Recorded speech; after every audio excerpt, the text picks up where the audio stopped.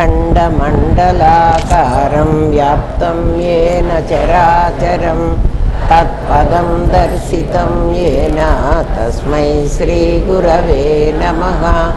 सदाशिवसमारम्भां शङ्कराचार्यमध्यमाम् अस्मदाचार्यपर्यन्तां वन्दे गुरुपरम्परां।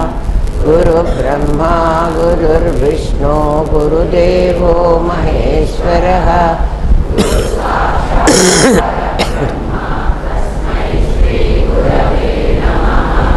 नित्यानन्दं परमसुखदं केवलं ज्ञानमूर्तिं विश्वातीतं गगनसदृशं तत्त्वमस्यादिलक्ष्यम् एकं नित्यं विमलमचलं सर्वधी साक्षिभूतं भावातीतं त्रिगुणरहितं सद्गुरुं तं नमामि। ॐ सहना भवतु सहनौ भुनक्तु सह वीर्यं करवावहै तेजस्विनावधीतमस्तु मा विद्विषावहै। ॐ शान्ति शान्ति शान्तिः।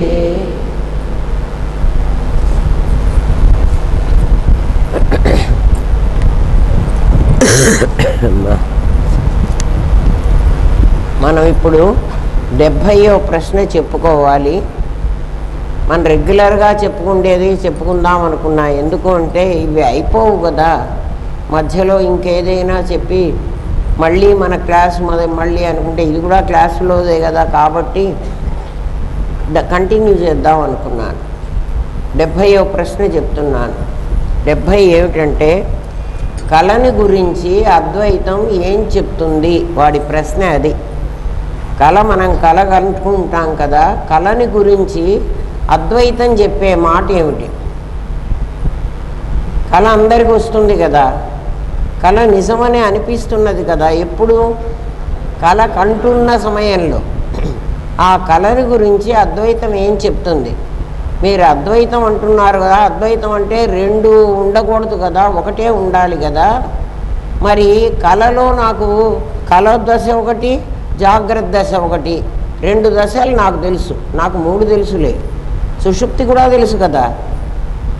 ఎవరెవరికో అది ప్రశ్న. వాడికి పాపం అర్థం కాలే, అందుకని కళని గురించి అద్వైతం ఏమని చెప్తుంది అని అడుగుతున్నాడు. వాడి ఉద్దేశం ఏంటంటే నాకు దశలు చాలా వస్తున్నాయి, కళలో ఉన్నది ఈ జాగ్రత్తలో ఉన్నది ఒకటిగా లేదు, వేరుగా ఉంది కదా.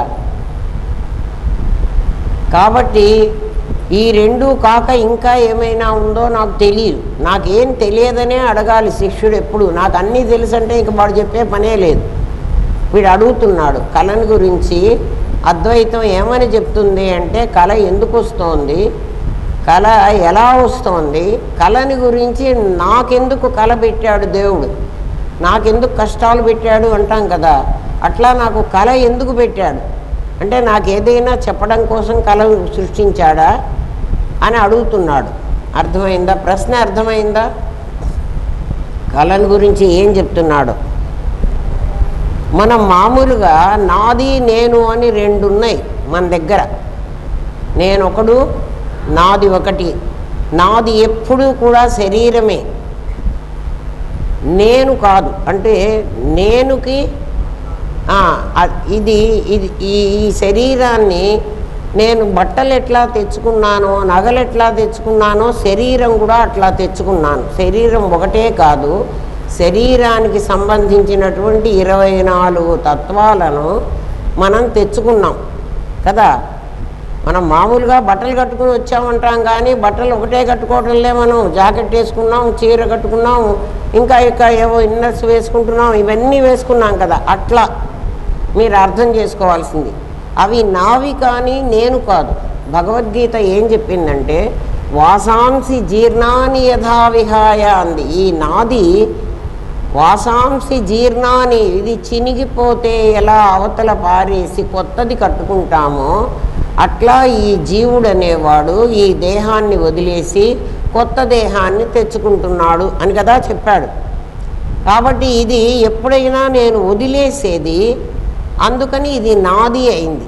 లేకపోతే ఇది నేను. కానీ మనమేం చేస్తున్నామంటే దీన్ని నేను అంటున్నాం. మనం చేస్తున్న పొరపాటు అది. ఎందుకంటున్నాము మేము దీన్ని నేను అని అంటే, నాది నేను అసలు నాకు తెలియదు. నేను నాదితోనే కాలక్షేపం చేస్తున్నా. పుట్టినప్పటి నుంచి నాదినే నేనుగా చెప్పారు నా తల్లిదండ్రులు కూడా. నేను శాస్త్రాలు చదువుకోలేదు కదా. నేను చదువుకున్నది మామూలు లౌకికమైనటువంటి నా పొట్టని పోషించేటువంటి విద్య మాత్రమే నేర్చుకున్నాను. అసలు ఇంకొక నేను అనేది ఉంటుందని కూడా నాకు తెలియదు. నేనున్న సమాజంలో కూడా నేననేవాడు ఒకడు ఉన్నాడని నాకు చెప్పేవాళ్ళు ఇప్పటి వరకు దొరకలే. అందుకని గురువు ఎవరో, గురువును వెతుక్కోవాలనేది కూడా నాకు తెలియదు. వాడు అడుగుతున్నాడు నాకేం తెలియదు అంటే, నేనున్న స్థితి నాకు చెప్తే, మనం స్కూల్కి వెళతాం అనుకోండి, స్కూల్లో ముందే ఏ క్లాసులో చేర్చాలో ముందే టెస్ట్ చేస్తారు మనని కదా. అది చేసి నీకు ఇంతకుముందు నీకు ఎంత తెలుసురా నాయన, ఇప్పుడు నువ్వెంత తెలుసుకోవాలి అనుకుంటున్నావో అది చూసి నువ్వు ఇంతకుముందు తెలిసిన దాన్ని బట్టి ఇంకా తెలుసుకోవలసింది టీచరే నిర్ణయించి నిన్ను ఏ క్లాసులో వేయాలో ఆ క్లాసులో వేస్తాడు కదా. అంతేగాని నేను 10th క్లాసులో చేరాలని వచ్చానంటే నీ 9th క్లాస్ సర్టిఫికేట్ లేకపోతే 10th క్లాసులో చేర్చుకోడు. నేను 2వ క్లాసులో చేరాలి అంటే 1వ క్లాస్ సర్టిఫికేట్ తేవాలి. నేను 1లోనే చేరాలి అనుకో, నేను 1లో చేరాలంటే నాకు అంతకుముందు ఎంత నాలెడ్జ్ ఉందో టెస్ట్ చేస్తాడు. చేసి 1వ క్లాసులో తీసుకుంటారు, లేకపోతే తీసుకోరు. అందుకని ఇప్పుడు శిష్యుడిని ఏమడుగుతున్నా అంటే, నీకేం తెలుసు, నీకు నేను అనేవాడు ఉన్నాడనే అసలు తెలియదా అంటే కొంత తెలుసు. ఏం తెలుసు అంటే, పుట్టినప్పటి నుంచి ఇది నాది అంటం నాకు తెలుసు. దేన్ని నాది అంటున్నాం? నా దగ్గర నాకంటే వేరుగా ఉన్న వస్తువుని నాది అంటాం కదా. అంతేగాని ఈ చెయ్యిని ఈ కాలుని నాది అంటలే మనం. మీరు గమనించారా? చెయ్యిని కాలుని నాది అనలే. ఎప్పుడు నాది అంట మొదలుపెట్టాం? ఈ దేహమే నేను అని మనకి కొంతకాలం అయినాక తెలిసింది. అంతకుముందు ఏం తెలిసింది? దేహానికంటే భిన్నంగా ఉన్నదాన్నే నాది అంటని తెలుసు. తర్వాత మనం ఏం నేర్చుకున్నాం? ఇదే నేను, ఇది నాదే అయినా నేను. నా దగ్గర ఉన్న వస్తువు మీకు బాగా అర్థమవుతోందా? నా దగ్గర ఉన్న వస్తువుని నాది అంటే మనకేం అభ్యంతరం లేదు. కానీ దీన్ని నేను ముందు అలాగే అన్నాను. ఎట్లా అన్నాను? నా దగ్గర ఉన్న వస్తువునే నాది అన్న. పిల్లవాడు బిస్కెట్ ప్యాకెట్ని ఏమంటాడు? నాది అంటాడు కదా. బిస్కెట్ ప్యాకెట్ వాడికంటే వేరుగా ఉంది. చాక్లెట్ కూడా నాది అంటాడు కదా. ఇప్పుడు కొంతకాలం అయిన తర్వాత వాడు ఏం నేర్చుకున్నాడంటే, నా చెయ్యి నా కాలు అంటే మనమే అట్లా నేర్చుకున్నాం. అంటే దీన్ని నాది అనకుండా దీన్ని నాది అంటని నేర్చుకున్నాం. పోనీలే ఇది నాదే కదా, నాది అంటే అన్నాళ్లే అని ఊరుకున్నాడు భగవంతుడు. తర్వాత ఇంకా కొంచెం పెద్దవాళ్ళం అయ్యేటప్పటికి మనం ఏం తయారైనామంటే, ఈ హోల్ బాడీ అంతా నాది అనింది నేనైపోయింది. ఎవరితోనన్నా మనం మాట్లాడుతున్నప్పుడు నేను అక్కడ లేనురా, నేను ఆ పని చేయలేదురా, ఆ పనే చేశాడు, నేను చేయలేదంటాడు. అట్లా నాదిని నేను చేశాం. మనం చేసిన పెద్ద తప్పు అది. ఇప్పుడు మనం చేయాల్సిన పని ఏమిటంటే, మనం చేరవలసిన క్లాస్ ఏమిటంటే, ఏ నాదిని నాదిగా వేరుగా పెట్టరా, నేనును వేరుగా పెట్టరా. నేను వేరు, నాది వేరు. నాదిని నేను చెయ్యవాకు. నువ్వు ఎందుకు చేస్తున్నావో నేను చెప్తాను, నువ్వు ఆ పని చేయకుండా ఉండు. ఆ క్లాస్ కదా మనం చదువుకోవాల్సింది. అంటే ఆ క్లాసులో మన్ని వెయ్యాలి. ఈ ప్రశ్న ఎప్పుడైతే మనకు వచ్చిందో ఆ క్లాసులో వెయ్యాలంటే ఆ నాలెడ్జి నీకు ఇవ్వాలి గురువుగారు. అసలు గురువు అనేవాడు ఒకడు ఉన్నాడని కూడా మనకు తెలియదు కదా. వాడు ఏం చేస్తాడో కూడా మనకు తెలియదు కదా. అది అది అదనుగా తీసుకుని వ్యాపారస్తుడు ఎట్లాగైతే రకరకాలైనటువంటి వ్యాపారాలు మోసం చేస్తున్నాడో అటువంటి వాళ్ళు నేను నాది చేసేటువంటి వాళ్ళు కూడా వాళ్ళకి తెలిసిన లెవెల్లో మోసం చేస్తూనే ఉన్నారు. పాపం మనుషులు మోసపోతూనే ఉన్నారు. ఎందుకంటే అది కూడా ఒక వ్యాపారం చేసేసుకున్నారు. అందుకని క్షుణ్ణంగా నీకు తెలియవలసిన అవసరం ఉంది. పరిప్రశ్నోత్తర రత్నావళి అని ఎందుకు రాశామంటే మనం అద్వైత తద్విద్ధి ప్రణిపాతేన పరిప్రశ్నేన సేవయ అన్నాడు. పరిప్రశ్న చేయమన్నాడు. పరిప్రశ్న అంటే ఏమిటి? నీకు తెలియనటువంటి విషయాన్ని, ప్రశ్న అంటే నాకు తెలిసిన విషయాన్ని నేను ప్రశ్నపత్రం అని మీకు ఇస్తాను, అంటే దానికి ఆన్సర్ నాకు తెలుసు. కానీ పరిప్రశ్న అంటే నీకు ఆన్సర్ తెలియదు కాబట్టి నన్ను అడుగుతున్నావు. నాకు తెలుసు కాబట్టి తెలిసిన వాడి దగ్గరికి వెళ్ళి మనం అడగాలి, వాడు చెప్పాలి మనకి, ఆ ప్రశ్నకి జవాబు వాడు చెప్పాలి. అందుకని తద్విద్ధి, నిజంగా అది తెలుసుకోవాలనుంటే ఏది తెలుసుకోవాలి? నీ దగ్గరే ఒక నేను అనేవాడు ఉన్నాడు, ఒక నాది అనేది ఉన్నది. కానీ నువ్వు నాదిని నేను చేశావు, నువ్వు చేసిన తప్పది. అందుకని నీ నేనును తెలుసుకోవాలనుకుంటే పరిప్రశ్నేన సేవయ, వాడికి సేవ చేసి పరిప్రశ్న చెయ్యి. ఉపదేక్షంతు తే జ్ఞానం జ్ఞానిన తత్వదర్శిన. నువ్వు ఎవరి దగ్గరికి వెళ్ళాలంటే త్వం పదార్థ శోధన చేసి ఉన్నది ఒకటేనని ఎవడు నిర్ణయించుకుంటాడో వాడి దగ్గరికి వెళ్ళు. వాడు నిర్ణయించుకున్నాడని నాకు ఎట్లా తెలుస్తుంది అంటే వాడి మాటల్లో నువ్వు కనుక్కో, వాడు ద్వైతంగా మాట్లాడుతున్నాడా అద్వైతంగా.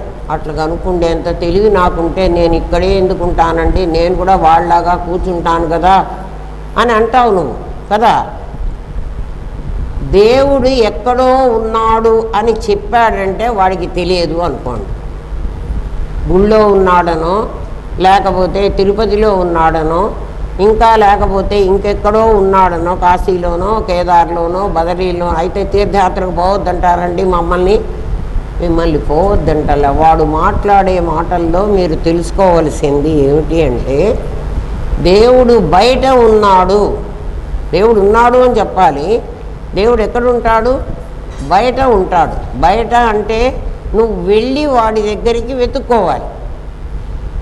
తిరుపతికి వెళ్ళాలంటే నేను కారులోనో రైల్లోనో వెళ్ళాలి కదా. అంటే దేవుడు అక్కడే ఉన్నాడని చెప్తున్నాడు వాడు. ఎవడైతే ఆ మాట చెప్తున్నాడో వాడికి ఒక నమస్కారం పెట్టి వీడికి నేను తెలియదు, వీడి నేను గురించి చెప్పలేడు అని వెనక్కి వచ్చేయండి. పరిప్రశ్న చేసేటప్పుడు కూడా కొండ గుర్తులు చెప్పారు మన పెద్దలు. మనకి ఏమని చెప్పారు? దేవుడు ఎక్కడో ఉన్నాడు, ఫలాన్ చోట ఉన్నాడు, లేదా కైలాసంలో వైకుంఠంలో ఉన్నాడు. ఈవెన్ ఈరోజు కూడా వైష్ణవులందరూ అదే చెప్తున్నారు. వాళ్ళందరూ మేము భక్తిలో ఉన్నామంటారు, వాళ్ళు అద్వైతులు కాదు. వాళ్ళు ఏమంటారు? దేవుడు ఎక్కడున్నాడు? వైకుంఠంలో ఉన్నాడు. లేకపోతే శైవులు కూడా ఉన్నారు, కైలాసంలో ఉన్నాడు అని చెప్తాడు. కైలాసంలోనో వైకుంఠంలోనో ఉన్న దేవుడి దగ్గరికి నువ్వు వెళ్ళాలి. కైలాసానికో వైకుంఠానికో బొందితో వెళ్ళగలమా మనం? ఈ శరీరంతో వెళ్ళలేము. కాబట్టి వెళ్ళిన వాడు ఎవడైనా కైలాసానికో వైకుంఠానికో పోయినాడో పోలేదో వాడు వచ్చి మనకి ఇప్పటి వరకు చెప్పలే. ఎవడూ చెప్పలేదు. కాబట్టి పోయినాడు అనేది ఒక నమ్మకమే, కానీ నిజంగా ఎవడు పోయినాడో మనకి తెలియదు. అందుకని దేవుడు బయట ఉన్నాడు అని కానీ దేవుణ్ణి చేరడానికి నువ్వు ఇది చెయ్యి, ఈ మంత్రం చెయ్యి, తంత్రం చెయ్యి, లేకపోతే నువ్వు ఈ ట్రావెల్ చేసి వెళ్ళి దేవుణ్ణి కలుసుకో అని ఎవడైనా చెప్పాడంటే వాడి దగ్గర పరిప్రశ్న చేయవాకండి. వాడు చెప్పిన దేవుడి దగ్గరికి వెళ్ళే మార్గం చెప్పమని వాడు నేను వెళ్ళాను నువ్వు వెళ్ళలేవని చెప్తాడు. కాబట్టి ఒక నమస్కారం పెట్టడం రావడం, పరిప్రశ్న చెయ్యొద్దు వాడిని. ఎందుకంటే వాడు పరిప్రశ్నకి జవాబు చెప్పలేడు.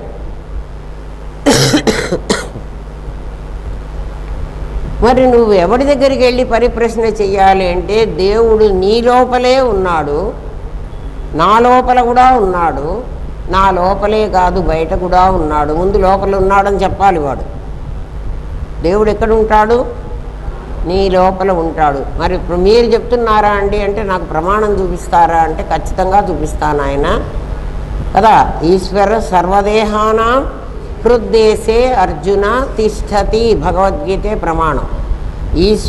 ఈశ్వరుడు అనేవాడు శివుడు కాదు, భగవంతుడు ప్రతి సర్వదేహానం అన్ని దేహాలలో హృద్దేశే హృదయస్థానంలోనే తిష్టతి కూర్చునున్నట్ట. వాడు పోడు. వాడు ఎక్కడున్నాడు? నీ లోపలే ఉన్నాడు. నీ లోపలే ఉన్నాడు అని చెప్పిన వాడి దగ్గరికి వెళ్ళి పరిప్రశ్న చెయ్యండి. మీకు కొందరికి దేవుడు గుళ్ళో ఉన్నాడని చెప్పేవాడు మీకు చెప్పలేడు. దేవుడు ఎక్కడుంటాడు అంటే నీలో ఉన్నాడు. నీలో ఉన్నవాడిని నువ్వు తెలుసుకోవడమే. మరి నాలో ఉన్నవాడు నాకు ఎందుకు తెలియలేదండి ఇప్పటి వరకు? నాలోనే ఉంటే మా ఇంట్లో వస్తువు నాకు తెలియదా అంటే ఆ వస్తువు లక్షణం నీకు తెలియదు కాబట్టి అది ఎందుకు ఉపయోగపడుతుందో నీకు తెలియదు. అందుకని నువ్వు నాకు తెలియలేదు అనుకుంటున్నావు. అంటే నీ ఇంట్లో ఉన్న వస్తువును నీకు తెలియలేదు అంటే నువ్వు మర్చిపోయినావు. మర్చిపోయినావు అంటే నీకేం తెలియాలి అంటే దాని లక్షణం నీకు తెలియాలి. దాని లక్షణం నాకు ఎలా తెలుస్తుంది అంటే ఒక ద్రవ్యాన్ని గుణంతో పట్టుకోవాలి. ఏ ద్రవ్యం అంటే సైన్స్ అదే చెప్తుంది కదా. ఒక పదార్థాన్ని తెలుసుకోవాలి అంటే దాని గుణంతో తెలుసుకోవాలి. ఎట్లా తెలుసుకోవాలి అంటే ఉప్పు ఉంది, ఉప్పు ఉప్పగా ఉంటుందా తీయగా ఉంటుందా అంటే ఎట్లా తెలుస్తుంది? దాని గుణం ఉప్పదనం. అది నోట్లో వేసుకుంటే ఉప్పగా ఉంటే ఇది ఉప్పు.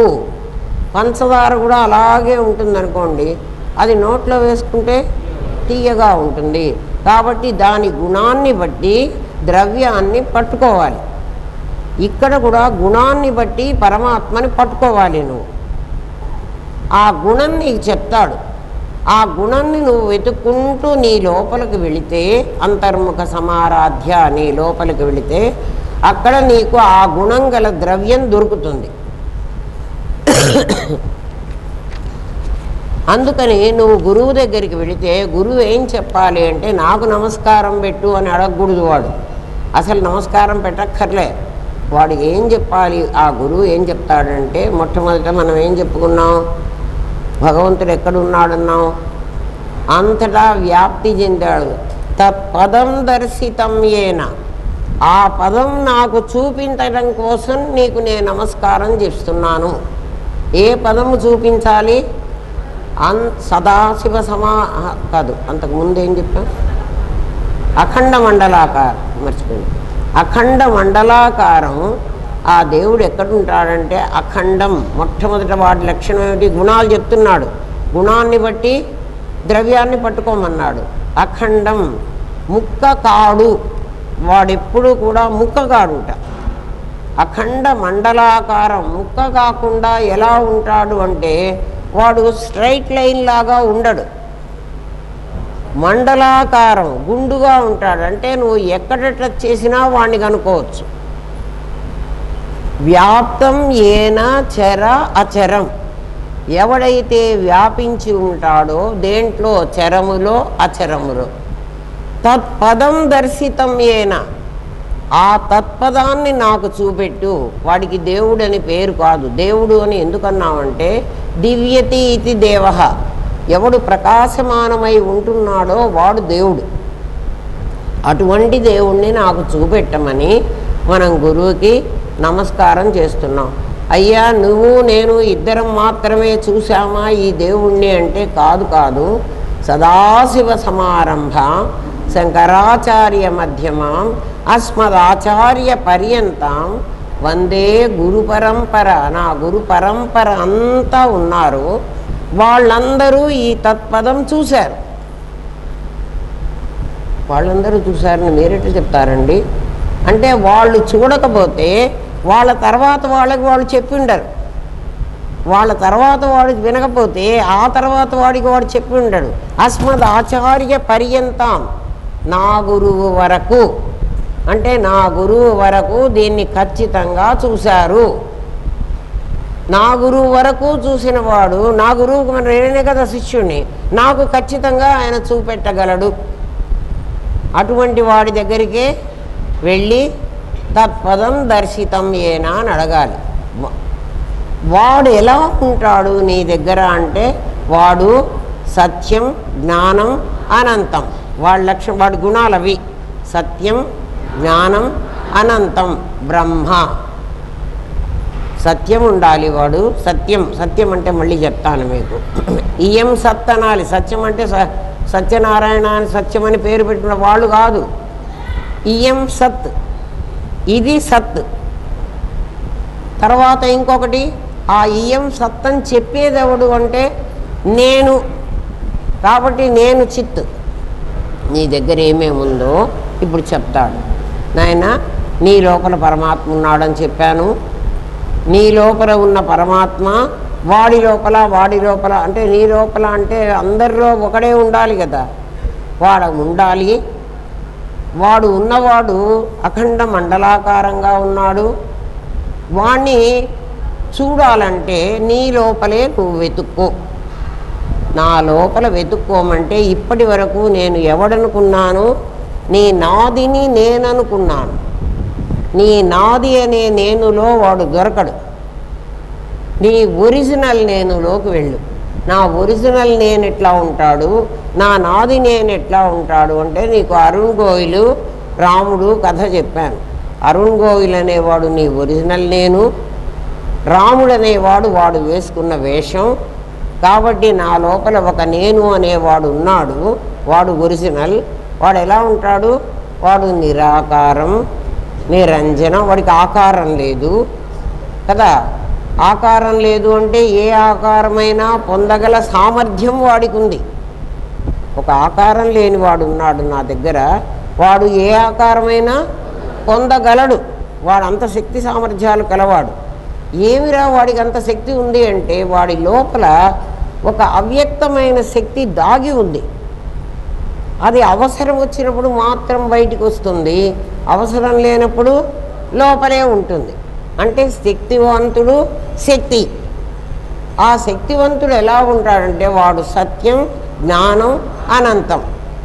వాడు అనంతం. ఇండివిజువల్గా నీ శరీరానికే పరిమితం కాడు. వాడు అంతటా వ్యాపించి ఉంటాడు కదా.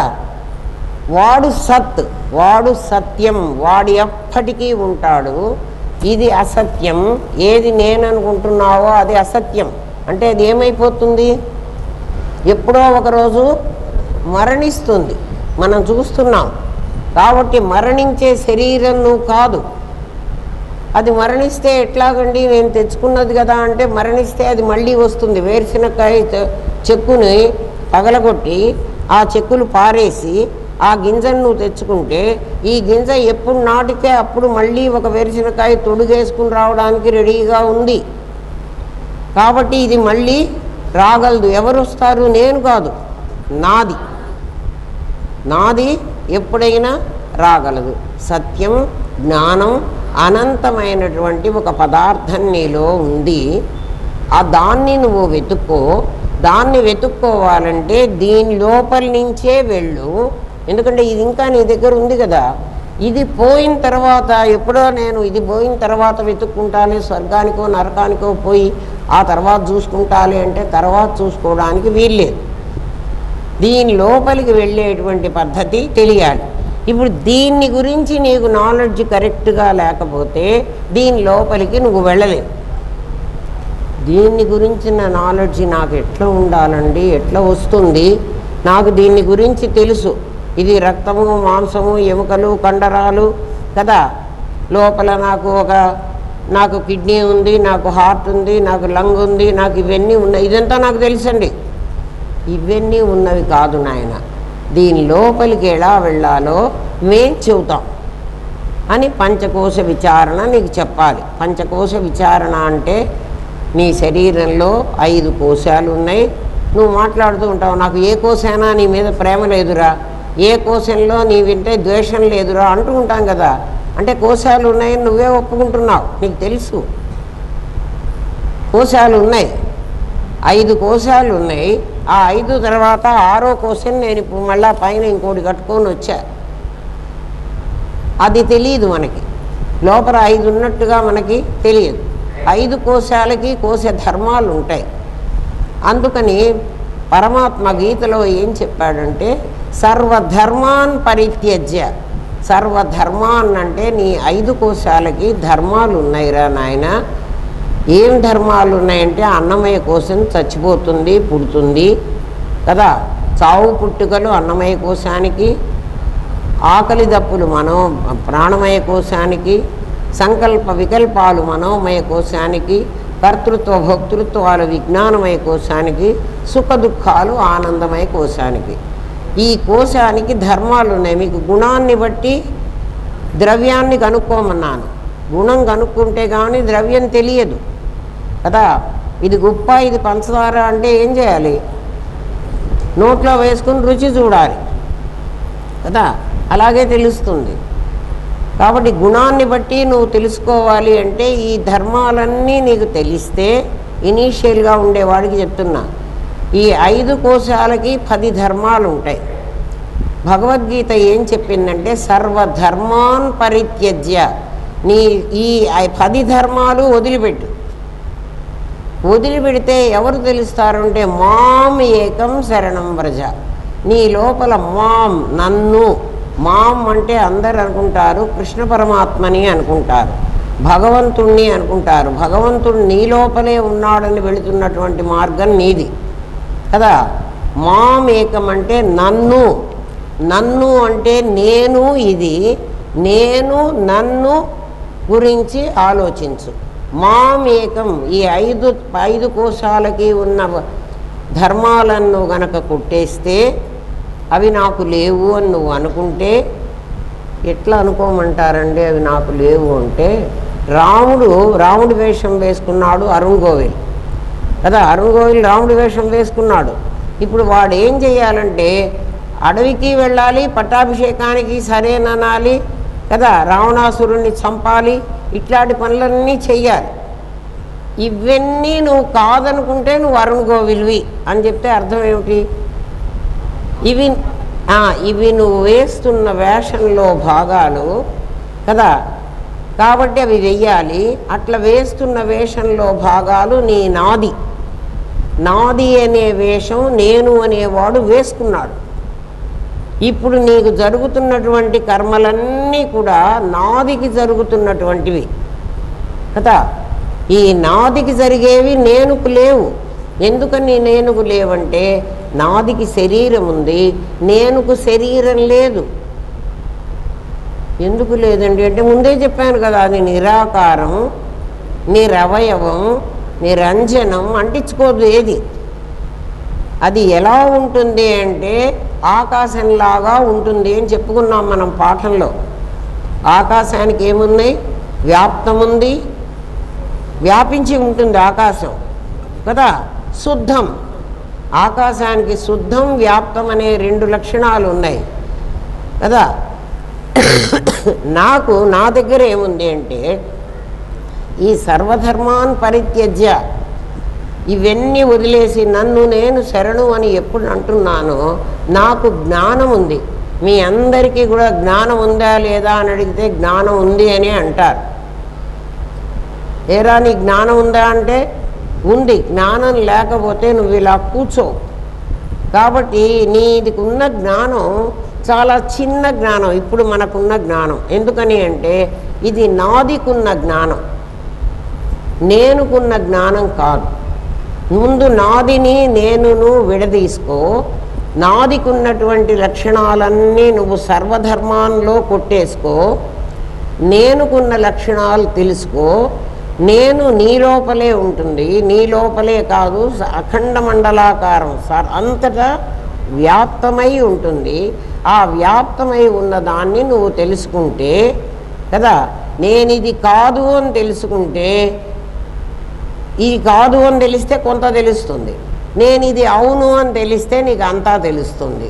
అంతా అంటే మళ్ళీ నీ శరీరం వరకు మాత్రమే తెలుస్తుంది కాదు, అన్ని శరీరాల్లో కూడా నేనే ఉన్నాను అని నీకు తెలియాలి. అప్పుడు నువ్వు వెళ్ళిన కోర్సు నీకు అప్పుడు కంప్లీట్ అవుతుంది. కాబట్టి ఇంత కోర్సు నువ్వు నేర్చుకోవాలి. ఇది నేర్చుకోవాలంటే నువ్వు నీ లోపలికి వెళ్ళడమే ముందు నీకు రావాలి. ఆ తర్వాత నీ లోపల నుంచి అంతటా కూడా నేనే ఉన్నానని నీకు తెలియాలి. ఎందుకంటే నీకు ముక్తం అనేటువంటి ఇంకోటి రావాలి. శుద్ధం, బుద్ధం, ముక్తం, ఈ 3 లక్షణాలు నీ లోపలికి రావాలి. నువ్వు ఇప్పుడు శుద్ధంగానే లేవు. ఎందుకు శుద్ధంగా లేనండి, నేను చాలా ఇప్పుడే పెర్ఫ్యూములన్నీ కొట్టుకొని వచ్చాను, నేను చాలా శుద్ధంగా ఉన్నాను. కాదు నాయన, లోపల 5 కోశాల 10 ధర్మాలు నీ మీద ఎప్పుడు వేసుకున్నావో నీకు కలుషితం అయిపోయినావు. ఇవి నువ్వు తీయడానికి వీల్లేదు. తీయడానికంటే ఈ శరీరాన్ని కర్ణుల్లాగా కట్ చేసి ముక్క అవతల పారేయగలనా? పారేయడానికి వీల్లేదు. ఇది ఉండగానే, ఎందుకంటే దీని దగ్గరే మనస్సు అనేది ఒకటి ఉంది నాకు, దాంతో నేను ఈ సాధనంతా చేసుకోవాలి. దాన్నే లోపలికి పంపించాలి. ఎట్లా పంపించాలి అంటే, మనందరికీ తాళం తీయటం వచ్చు కదా, అందరూ తాళాలు తీస్తారు కదా. ఒక తాళం చేయి పెట్టుకుని తాళం చెయ్యిని ఇటు తిప్పితే తాళం తెరుచుకుంటుంది, తాళం చేయిని ఇటు తిప్పితే బీరువా మూసుకుంటుంది, అవునా కాదా? కాబట్టి తాళం చేయిని ఇటు తిప్పితే జగత్తు వైపుకి వెళ్తావు, తాళం చేయిని లోపలికి తిప్పితే లోపల ఉంటావు. నిన్ను నువ్వు తాళం చేయిని మూసేస్తే బీరువా మూసుకుపోతుంది, లోపల మూసేసుకున్నావు, లాక్ చేసేసుకున్నావు. మాస్టర్కి గురువు దగ్గర ఉంటుంది, మీ దగ్గర ఉన్న తాళం చేయి తాళం వేసేసి పోగొట్టుకున్నారు కదా. ఇప్పుడు మాస్టర్కి పెట్టి ఆయన ఆ తాళం తీయాలి, అది గురువు చేసిన పని.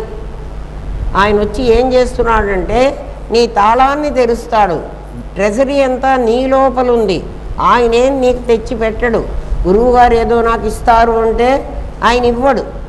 తాళం తెరిస్తే లోపల ఉన్న వస్తువులు ఎలా ఉన్నాయో నీకు చెప్తాడు. అవి ఏమేమిటో, ఎందుకంటే ఎన్నడో నువ్వు మర్చిపోయి అవన్నీ లోపల దాచేసుకొని బాగా తాళం వేసేసుకొని లాకర్ కీ అంతా కీ కూడా పోగొట్టుకున్నావు, నీకు తెలియదు, అది పోగొట్టుకున్నావు. ఇప్పుడు ఆయన వచ్చి బీరువా నీ దగ్గరే ఉంది, మీ ఇంట్లోనే ఉంది, బీరువా నా దగ్గరే ఉంది కదా, నా బీరువా కీ ఓపెన్ చేస్తాడు ఆయన, మాస్టర్ కీ పెట్టి ఓపెన్ చేస్తే నీ తాళం పోయినా మాకేం పర్వాలేదు. నీకు లోపల ఉన్న వస్తువుల్లో ఇది కాసుల పేరు అంటే పాతకాలం వాళ్ళు ఎవరో బంగారు నగలన్నీ పెట్టుకుని నీ ఇంట్లో దాచుకున్నారు నీ గదిలో, అవి ఏమేమిటో నీకు తెలియదు, అవి కూడా ఆయనే చెప్తాడు. ఆ చెప్పే పద్ధతే ఇప్పుడు మనం చేసుకుంటున్న పాఠం. అర్థమైందా? నీ లోపలికి నువ్వు ఎలా వెళ్ళాలో చెప్తాడు. ఆ లోపలికి వెళ్ళేందుకు నీ చేతిలో ఒక దీపం కూడా పెడతాడు. కోల్ మైన్స్కి వెళ్ళే వాడికి ఒకటి పెడతాడు కదా, అటువంటి ఒక టార్చ్ నీ దగ్గరే ఇచ్చి మెల్లగా లోపలికి పోరా నాయన, ఇక్కడిక్కడ ఇవి ఉంటాయి, ఈ ఆటంకాలు వస్తాయి, ఇవి నువ్వు తొలగించుకోవాలి. నీకు అది నమ్మకం కలగడం కోసం నీకు ఇవన్నీ జరుగుతున్నాయా లేదా అని అడుగుతాడు. ఎక్కడికక్కడ గురువు అడుగుతున్నప్పుడల్లా ఎస్ అని నీకు నిజంగా జరిగితే అవి నువ్వు ఒప్పుకోవాలి. ఇప్పుడు ఇవాళ చెప్తున్న పాఠం అది. నిన్నే అడుగుతున్నాడు గురువు, అడుగుతున్నాడు వాడు కళను గురించి చెప్పమన్నాడు. ఆ కళను గురించి చెప్పే దాంట్లో నీ లోపలికి పంపించి నీకు ఇటువంటి సంఘటనలు జరుగుతున్నాయా, తద్వారా నువ్వు పరమాత్మని ఎలా తెలుసుకోవాలి అని చెప్తాడు. 70వ ప్రశ్న అది. అర్థం, దేహ తాదాప్యం పొందిన జీవుడికి, జీవుడు ఎవరో మీకు తెలుసు, ఎవడు? అయస్కాంత శక్తిని, ఒక ఇనప ముక్క లోపలికి వచ్చినటువంటి అయస్కాంత శక్తి. ఇనప ముక్క నా శరీరం, ఇనప ముక్క లోపలికి వచ్చిన శక్తి అయస్కాంత శక్తి. అయస్కాంతం పరమాత్మ. అయస్కాంతం అని చెప్పకూడదు, ఎందుకంటే శక్తిని గురించి చెప్పడానికి దానికే శక్తి ఉంది అని చెప్పడానికి మీకు అయస్కాంతం చెప్తున్నాం. దేవుడు అయస్కాంతంలాగా ఉన్నాడని చెప్పారు క్లాసులో అంటే తప్పు. ఎందుకంటే పరమాత్మతో పోల్చడానికి మరొక వస్తువు లేదు కాబట్టి, అందుకే అది అద్వైతం. ద్వైతం లేదు. ద్వితీయా ద్వైభయం భవతి, రెండోది ఉంటే నాకు భయం కలుగుతుంది. నాకు రెండోది లేదు, ఉన్నది నేనొక్కడే. ఏమిటండి ఇంతమంది ఉంటే, ఇంతమంది కూడా నేను ఒకటే. నీకు తెలిస్తే ఇంతమంది లేరు, నువ్వు ఒకడివే ఉంటావు. విను, దేహ తాదాప్యం పొందిన జీవుడికి జీవుడు ఏం చేశాడు అంటే ఈ శరీరమే నేననుకుని కదా, ఈ నాదిని నేననుకున్నాడు. ఈ నాదికి 3 అవస్థలు ఉన్నాయి. నాదికి 3 అవస్థలు ఉన్నాయి. జాగ్రత్త, స్వప్న, సుషుప్తి అనేటువంటి అవస్థలు 3 ఉన్నాయి. నాదికి ఉన్నాయి. అవి నేనుకు లేవు. ఎందుకంటే నేను ఈ 3 అవస్థల్లో పడ్డాడంటే వాడు నిరాకారం కావాలి. ఎందుకు కావాలి అంటే ఒక అవస్థలో ఉంటే వాడు ఇంకో అవస్థలో ఉండడానికి లేదు. ఎందుకు ఉండడానికి లేదు అంటే మనం నిద్రపోతుంటే జాగ్రత్త అవస్థలో మీరందరూ ఉన్నారు, నేను కూడా ఉన్నాను, మనం మాట్లాడుకుంటూ ఉన్నాం. నేను ఇక్కడే కూర్చుని నిద్ర పట్టింది, నిద్రపోయినాను అనుకోండి కాసేపు. నాకు మీరందరూ కనపడతారా? కనపడదు. నేను నిద్రపోతే మీరు నిద్రపోయినా కనపడదు, వినపడదు కూడా. అందుకే కదా మీరు నిద్రపోతే నేను తిడతాను. మీరు నిద్రపోతే మీకు నేను ఉండను. పరమాత్మ అట్లా ఒకప్పుడు ఉండి ఒకప్పుడు లేకుండా ఉండేవాడు కాదు. అందుకని వాడికి ఈ అవస్థలు లేవు. ఎందుకు అవస్థలు లేవు అంటే వాడు అన్ని అవస్థలలో ఉండి తీరాలి. నిత్యం ఏకం, నిత్యం విమలం. వాడికి మాలిన్యం ఉండకూడదు. అచలం, వాడు అసలు కదలకూడదు. నేను ఒక అవస్థలో ఉంచి మరో అవస్థకు పోవాలంటే నేను కదలాలి. నాకు ఎటువంటి భగవంతుడు కావాలి? వెంకటేశ్వర స్వామి లాంటి దేవుడు నాకు అక్కర్లేదు. ఎందుకు అక్కర్లేదు? ఆయన నేను అన్నం పెడితే అన్నం తింటాడు, నేను స్నానం చేయిస్తే స్నానం చేసుకుంటాడు కదా, నేను నైవేద్యం పెడితే నైవేద్యం పెట్టించుకుంటాడు, నేను దండం పెడితే దండం పెట్టించుకుంటాడు. నాకు అట్లాంటి దేవుడు అక్కర్లేదు. నాకు ఎటువంటి దేవుడు కావాలి? ఏకం, నిత్యం, విమలం, అచలం, సర్వధీహి సాక్షిభూతం, భావ అతీతం. భావనలో దొరికేవాళ్ళు మీరందరూ. భావానికి మించి ఉండేవాడు పరమాత్మ. అంటే భావనలో దొరకడు. భావనలో దొరకడంటే ఏమిటండి అంటే ఇప్పుడు వెంకటేశ్వర స్వామిని ఒక్కసారి మీరు గుర్తు చేసుకోండి, మీకు కనపడతాడు కదా. మరి అట్లా గుర్తు చేసుకుంటే భగవంతుడు కూడా కనపడాలి కదా. ఆ నిరాకారమైన వాడు భావాతీతం, త్రిగుణరహితం. ఆయన క్వాలిటీస్ చెప్తున్నాడు. ఈ క్వాలిటీస్ కలవాడు మాత్రమే భగవంతుడు. వాడు నువ్వు క్రిస్టియన్ మతం ద్వారా వెళ్ళు, ఇస్లాం మతం ద్వారా వెళ్ళు, హిందూ మతం ద్వారా వెళ్ళు, జొరాస్ట్రియన్, నీ ఇష్టం ఏ మతం ద్వారా అన్నా ఈ క్వాలిటీస్ కలవాడిని నువ్వు పట్టుకో. ఈ క్వాలిటీస్ కలవాడిని నా గురువు పట్టుకున్నాడు, నాకు చూపిస్తున్నాడు. కాబట్టి ఈ క్వాలిటీస్ నీకు చెప్తున్నాడు. ఉప్పు ఉప్పగానే ఉండాలి, పంచదార తీయగానే ఉండాలి, వేపాకు చేదుగానే ఉండాలి. అవి అట్లా ఉండకుండా ఉండడానికి వీల్లేదు. అట్లా భగవంతుడు కూడా ఈ లక్షణాలతోనే ఉండాలి. వాడికి నువ్వు ఏ పేరు అన్నా పెట్టుకో, నాకు అవసరం లేదు. నీ ఇష్టం వచ్చిన పేరు పెట్టుకో, అసలు పెట్టుకోకుండా కూడా ఉండు, నాకేం నష్టం లేదు. కాబట్టి 3 అవస్థలు ఎవరికి ఉంటున్నాయన్నా? దేహానికి ఉంటున్నాయి. దేహాన్ని నమ్ముకున్నటువంటి జీవుడికి ఉంటున్నాయి కదా. దేహమే కదా దీనికి కదా అమ్మా. వీడికి ఇంకొకటి ఇచ్చారు నాకు. దేనికంటే అమ్మో ఇది జాలేసుదా, ఇదైతే ఈజీగా పట్టుకుంటుంది. ఇది పరమాత్మ, నిరాకారమైన పరమాత్మ. వీడు ఇంకా మనకు తెలియలేదని నేను చెప్పకూడదు. ఈ క్వశ్చన్ చెప్పేటప్పటికి ఇంకా తెలియలే. ఇప్పుడు తెలియలేదంటే ఇన్నాళ్ళ బట్టి మీరు మాకేం చెప్పారమ్మా అంటే అదొక కష్టం. మేము ఇన్నేళ్ళ బట్టి ఊరికే చదువుకున్నామా? దీని లోపల వీడు, ఇది మన శరీరం, దీనిలోకి వచ్చినటువంటి అయస్కాంత శక్తి, దానికే జీవుడు అనాలి. వాడికి 3 అవస్థలు ఉన్నాయి కదా లోపల ఉన్న జీవుడికి. ఆ జీవుణ్ణి కాసేపు మీరేమనుకుంటారంటే దీన్ని విశేషం అనుకోండి, దీన్ని సామాన్యం అనుకోండి. దీన్ని విశేషము, దీన్ని సామాన్యము. ఈ శక్తి, సామాన్యమైన శక్తి దీనిలోకి వచ్చి విశేషాన్ని కదిలిస్తోంది. లేకపోతే విశేషానికి కదిలే శక్తి లేదు. అందుకని దీని పేరు చిద్విశేషము సద్విశేషము అంటారు. సచ్చిత్తులు తెలియదన్నాడు నిన్న ఒక పిల్లవాడు నా దగ్గరకు వచ్చి. సత్తులో నుంచి వచ్చిన విశేషం సద్విశేషం, చిత్తులో నుంచి వచ్చిన విశేషం చిద్విశేషం. సచ్చిత్తులు ఇవి. సచ్చిత్తులు నిరాకారం, నిరవయవం, నిరంజనం, ఘనం, సద్ఘన, చిద్ఘన, ఆనందఘనం. దీంట్లోకి ఇంకొకటి ఏది దూర్చడానికి వీల్లేదు.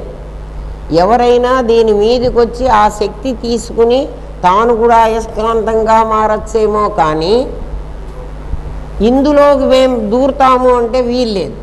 ఇటువంటి పదార్థం ఇక్కడంతా వ్యాపించి ఉంది. అది ఘనం, అది మర్చిపోవాకండి. దాంట్లోకి వచ్చినటువంటి దీనికి మాత్రమే 3 అవస్థలు ఉన్నాయి. వినండి.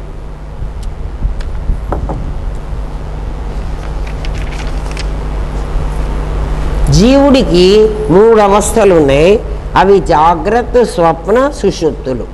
ఈ 3 అవస్థలు దాటిన వాడికి 4వదైన తురీయం తెలుస్తుంది. అది ఎట్లా తెలుస్తుంది అంటే మన భారతదేశ చిహ్నంలో 3 సింహాలు ఉంటాయి. ఈ 3 సింహాలు ఎట్నుంచి చూసినా నీకు 3 సింహాలు కనపడాలి. ఇట్నుంచి చూస్తే ఈ సింహం, ఈ సింహం, ఈ సింహం కనపడతాయి. ఈ 3 కనపడతాయి. ఇది హైడ్ అయ్యి ఉంటుంది. ఇట్నుంచి చూస్తే ఈ 3 కనపడతాయి. ఇక్కడ ఒకటి హైడ్ అయ్యి ఉంటుంది, దాక్కుని ఉంటుంది. ఇట్నుంచి చూస్తే ఈ 3 కనపడతాయి, ఇది దాక్కుంటుంది. అంటే మొత్తం 4 సింహాలు ఉండకపోతే నీకు ఎట్నుంచి చూసినా 3 కనపడేటువంటి అవస్థ రాదు. ఇప్పుడు మనకి 3 సింహాలు కనపడుతున్నాయి. ఎవరికి? నాదికి. ఈ 3 సింహాలు జాగ్రత్త, స్వప్న, సుషుప్తి అనే 3 అవస్థలు. ఇది ప్రతి ఒక్కడికి తెలుసు. ప్రతి ఒక్కడికి ఈ 3 అవస్థలు తెలుసు కదా. మీరందరూ కూడా ఇప్పుడు జాగ్రత్త అవస్థలో ఉన్నారు, రాత్రి నిద్రపోతున్నారు, మధ్యలో మీకు ఒకసారి కల కూడా వస్తున్నది. ఈ 3 మీకు తెలుసు. 4వదైన తురీయం అనేటువంటి ఇంకొక అవస్థ ఉంది. తురీయంలోకి ఎప్పుడైతే నువ్వు ఎంటర్ అవుతావో ఈ 3 అవస్థలు సర్వధర్మాన్ పరిత్యజ్య. 4వ దాంట్లో ఉన్నవాడికి మాత్రమే ఈ 3 తెలుస్తాయి. అంటే 3 కూడా ఉన్నాయి, నేను 4లో ఉన్నాను అని. కానీ 3 అవస్థలు ఉన్నవాడికి ఒక్కొక్కడికి ఒక్కొక్క అవస్థే తెలుస్తుంది. ఈ అవస్థలో 2వ అవస్థ సంగతి నీకు తెలియదు. 2వ అవస్థలో ఉన్నవాడికి 3వ అవస్థ వాడి సంగతి తెలియదు. 3లో ఉన్నవాడికి 1, 2 వాళ్ళు తెలియదు. ఏమిటోనండి మీరేందో చెబుతున్నారు, 1, 2, 3 ఏమీ లేదు, కష్టం. 3 అవస్థలు ఉన్నాయి మనకి, జాగ్రత్త, స్వప్న, సుషుప్తి అనే అవస్థలు. అది కాక తురీయం అనేటువంటి ఇంకొకటి ఉంది. ఏమేమిటో చెబుతున్నాడు 2వ పారాగ్రాఫ్లో. జాగ్రత్త అవస్థలో జ్ఞానేంద్రియాల ద్వారా విషయాలను గ్రహించి, కర్మేంద్రియాల ద్వారా ఆ పని చేసి, మనస్సు ద్వారా వాటి అనుభవాన్ని పొంది కర్మను సంపాదించుకుంటాడు. మనం అందరం చేస్తున్న పని ఇది. జాగ్రత్త అవస్థలో మనం ఏం చేస్తున్నాం? మనకి 5 జ్ఞానేంద్రియాలు ఉన్నాయి, 5 కర్మేంద్రియాలు ఉన్నాయి కదా. ఒక మనస్సు ఉంది. 5 జ్ఞానేంద్రియాలు, 5 కర్మేంద్రియాలు, ఒక మనస్సు అందరికి ఉంది కదా. మన దగ్గర ఉన్నాయి, వెతుక్కోండి. ఎందుకంటే లోపలికి వెళ్ళాలంటే ముందు ఈ ద్వారం తెలిస్తే కదా లోపలికి వెళ్ళాలి. మనం ఎలా వెళ్ళాలో చెప్తున్నాడు. ఈ జ్ఞానేంద్రియాలు ఏం చేస్తున్నాయి అంటే ప్రపంచంలో ఉండేటువంటి విషయాలన్నీ లోపలికి పంపిస్తున్నాయి. కర్మేంద్రియాలు ఏం చేస్తూ ఉన్నాయి అంటే వాటి ద్వారా ఆ పని చేస్తున్నాయి. మనస్సు ఏం చేస్తుందంటే అవన్నీ అనుభవిస్తూ కూర్చుంటున్నది. మనస్సు అనుభవిస్తోంది. జ్ఞానేంద్రియాలు బయటి విషయాలన్నీ లోపలికి నీకు తెలియజేస్తున్నాయి. కంటితో చూస్తున్నావు, చెవితో వింటున్నావు, ముక్కుతో వాసన చూస్తున్నావు, నాలుకతో రుచి చూస్తున్నావు, స్పర్శేంద్రియంతో అనుభవిస్తున్నావు. ఇంతకు తప్ప ఏం లేవు. శబ్ద, స్పర్శ, రూప, రసగంధాలు తప్ప ఇంకా నువ్వు అనుభవించడానికి ఈ ప్రపంచంలో ఏం లేవు. నువ్వు సుఖపడ్డానన్నా దుఃఖపడ్డానన్నా వీటితోనే. సుఖపడ్డానని ఎందుకంటున్నావు అంటే నువ్వు అనుకున్నది జరుగుతూ ఉంటే సుఖపడ్డాను అనుకుంటున్నావు, నువ్వు అనుకున్నది జరగకపోతే దుఃఖపడ్డాను అనుకుంటున్నావు. అంతే కదా. నువ్వు ఎక్స్పెక్ట్ చేసినవి రాకపోతే కూడా నీకు దుఃఖమే. నువ్వు అనుకున్నది అంటే ఎక్స్పెక్ట్ చేసింది అని కదా, నాకేం కాలేదు అంటావు. ఈ అనుభవాన్ని ఎవరు పొందుతున్నారు అంటే మనస్సు పొందుతోంది. జ్ఞానేంద్రియాల పని ఇంతవరకే, బయట ఉన్న విషయాన్ని లోపలికి తీసుకొచ్చేస్తాయి. కర్మేంద్రియాలు ఆ పనిని చేసేస్తాయి కదా, అంతే, పని చేయటం వరకే అవి. మనస్సు మాత్రం వాటి వల్ల వచ్చినటువంటి సుఖమో దుఃఖమో అనుభవిస్తూ ఉంటుంది. ఏమ్మా, స్వప్నావస్థలో కర్మానుభవమే కానీ కర్మను సంపాదించుకోవడం ఉండదు. కలలో ఉన్నామనుకో, కలలో ఏం చేసినా కర్మ అనుభవిస్తామే కానీ కొత్త కర్మని సంపాదించుకోవడానికి వీల్లేదు. అందుకని స్వర్గంలో ఇదే నీ స్వప్నావస్థే నీ స్వర్గం. కర్మ నువ్వు అనుభవిస్తావే కానీ నువ్వు పుణ్యఫలం ఉంది నాకంటావు, స్వర్గానికి వెళతావు అంటే అద్వైతం తెలిసిన వాడిని నేను చెప్పటాలే. తెలియని వాడు స్వర్గ నరకాలకు పోయి రావాలి కదా. జాతస్య ధ్రువ మృత్యు అంటే ఎక్కడికి పోయి మళ్ళీ వస్తాడు వాడు? పుట్టినవాడు చస్తాడు, చచ్చినవాడు మళ్ళీ పుడతాడు అంటే ఎక్కడికి పోతాడు వాడు? వాడు ఎక్కడికో పోతాడు, అక్కడ ఏదో కొన్నాళ్ళు ఉంటాడని మీరు ఎట్లా చెప్తారని భగవద్గీత చెప్తుంది. క్షీణే పుణ్యే మర్త్యలోకం విశంతి. అక్కడ పుణ్యం అయిపోగానే మళ్ళీ ఈ లోకానికే వచ్చి పడతావు. అక్కడ నేను సంపాదించుకుంటాలే, వెళ్ళిన తర్వాత అక్కడ చూసుకుంటాలే అని అంటే అక్కడ చూసుకోవడానికి వీల్లేదు. ఆ సంగతి నీకు ఇక్కడే చెప్తున్నాడు. నీ స్వప్నావస్థలో, నువ్వు స్వప్నావస్థలో ఏ కళ వచ్చిందో ఆ కళను అనుభవించటమే తప్ప మనం ఏదైనా చేద్దామని అనుకుంటే మనం చేయలేము కదా. అందుకే చేయలేక వాడు ఏం చేస్తాడు, ఏదో చేద్దామని పోతాడు. మన దగ్గర ఎవరన్నా పక్కన ఉన్నవాళ్ళు కలగంటున్నారు అనుకోండి, ఒరే కలవరిస్తున్నావురా అంటాం వాడిని. ఏం కలవరిస్తున్నాడంటే వాడు అక్కడ ఇంకేదో చేద్దామని పోతున్నాడు, మాట్లాడదాం అనుకుంటాడు, కానీ వాడికి మాట్లాడలేడు. అందుకని వాడు ఏదో అరుస్తాడు. ఆ అరిచినప్పుడు మనం ఏమిట్రా అరుస్తున్నావు అని పక్కవాడిని దెబ్బ కొట్టి ఒరే లేవరా అని లేపుతాం. కలవరిస్తున్నావు, కల వచ్చిందిరా అంటాడు. అంటే కలలో నువ్వు చేయటానికి ఏమీ ఉండదు. అప్పుడు ఏం జరగాలో అవన్నీ అనుభవిస్తావు అంతే. కర్మానుభవమే కానీ కర్మను కొత్తగా సంపాదించుకోవడం అనేది ఉండదు. ఇక సుషుప్తిలో అజ్ఞానం ఆవరించగా తానుగా ఉంటాడు. ఎవరో ఈ మధ్య నాకు వేణు ఒక గురువు గారిని గురించి పెట్టారు. ఆయన సుషుప్తే ఆత్మ అని చెప్తున్నాడు. ఓరి నాయన, 3 అవస్థలు ఉన్నాయి, త్రిపుటి రహితుడైన తాను త్రికాలా బాధ్యుడని శాస్త్రం చెప్తోంది. నువ్వు సుషుప్తిలో నీకేం తెలుస్తోంది? మీరందరూ కూడా సుషుప్తిని అనుభవిస్తున్నారు కదా, మీరు ఆత్మలో ఉన్నట్ట కదా. మీరే కాదమ్మా, పశుపక్షాదులకు కూడా నిద్ర వస్తోంది, అవి కూడా నిద్రపోతాయి. మన ఇంట్లో ఆవు, దూడ, పిల్లి, కుక్క నిద్రపోతున్నాయా లేదా? అవి నిద్రపోతుంటే అవి ఆత్మలో ఉన్నాయి అంటే ఎట్లా? ఆత్మలో ఉండవు. సుషుప్తిలో నువ్వు కర్మ చేయడానికి వీల్లేదు కాబట్టి తమస్సు అనేటువంటి ఒక దాంట్లో నిన్ను బంధిస్తున్నది. అమ్మవారు అవ్యక్తమైన శక్తి వ్యక్తమవుతోంది కదా, ఆ వ్యక్తమైనటువంటి శక్తికే అమ్మ అని పేరు. ఆమె త్రిగుణాత్మకమైంది. దైవీ హేషా గుణమయి మమ మాయ దురత్యయ. నా మాయ దాటడం గురువు ఉన్నవాడికి తప్ప ఎవ్వడికి సాధ్యం కాదని చెప్పేసింది భగవద్గీత. గురువు దొరికిన వాడికి మాత్రమే నా మాయ లొంగుతుంది, లేకపోతే మాయ లొంగదు. మమ మాయ దురత్యయ అని చెప్పాడు. దాటడం ఇంపాసిబుల్ అన్నాడు. మామేవ ఏ ప్రపంచంతే, నన్ను శరణు పొందితే. నన్ను అంటే కృష్ణుణ్ణి కాదు, నన్ను అంటే నిన్నే. ఎవడికి వాడికి నిన్ను. నన్ను అని అనుకున్నప్పుడల్లా మీ అనుకోండి, నేను అనుకున్నప్పుడల్లా ఐ అనుకోండి. మీకు ఆ ఇంగ్లీష్ లెటర్స్ గుర్తొస్తే మీకు బాగా అర్థమవుతుంది.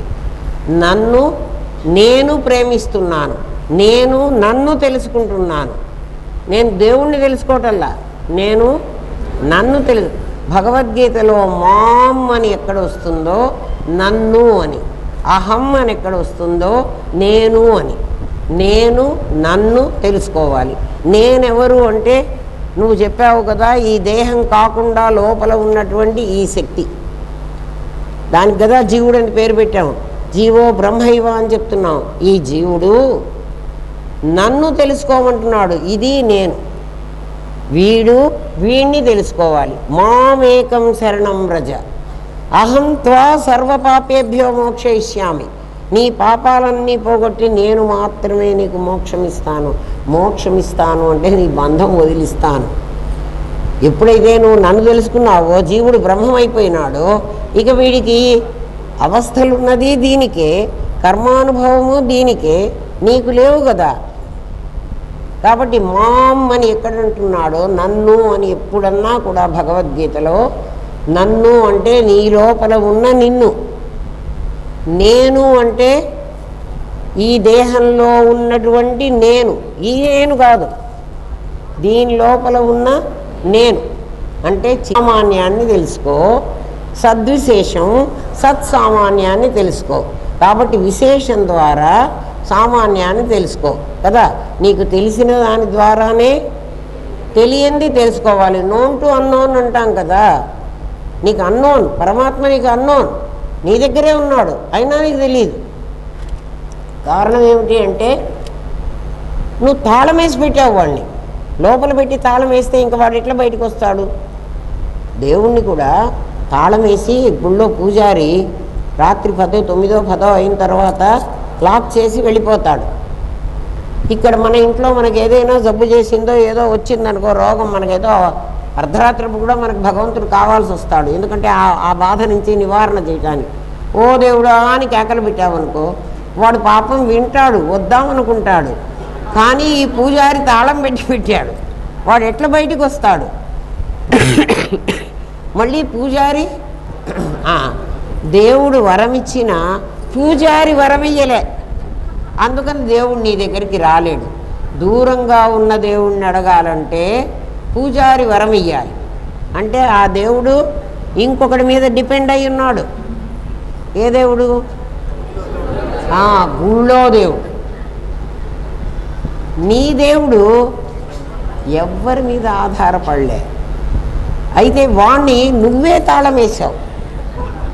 నువ్వు చేసిన తప్పు పని ఏమిటంటే కదా, ఇప్పుడు మాస్టర్ కీతో గురువుగారు తాళం తీస్తారు, కానీ ఆ తాళం తీసి ఆయన ఇక్కడ కూర్చున్నంత కాసేపు మీ లాకర్ ఓపెన్ అయి ఉంటుంది. మళ్ళీ మనం బ్యాంక్ నుంచి ఇంటికి వచ్చేటప్పుడు మన లాకర్ని ఏం చేస్తాం? ఈ బ్యాంక్ నుంచి ఇంటికి వెళ్ళేటప్పుడు మీరు మళ్ళీ మీ లాకర్ని క్లోజ్ చేసుకొని పోతారు. అందుకని ఈ పాఠం విన్నంతసేపు మీకు పరమాత్మ మీ దగ్గరే ఉంటాడు. తర్వాత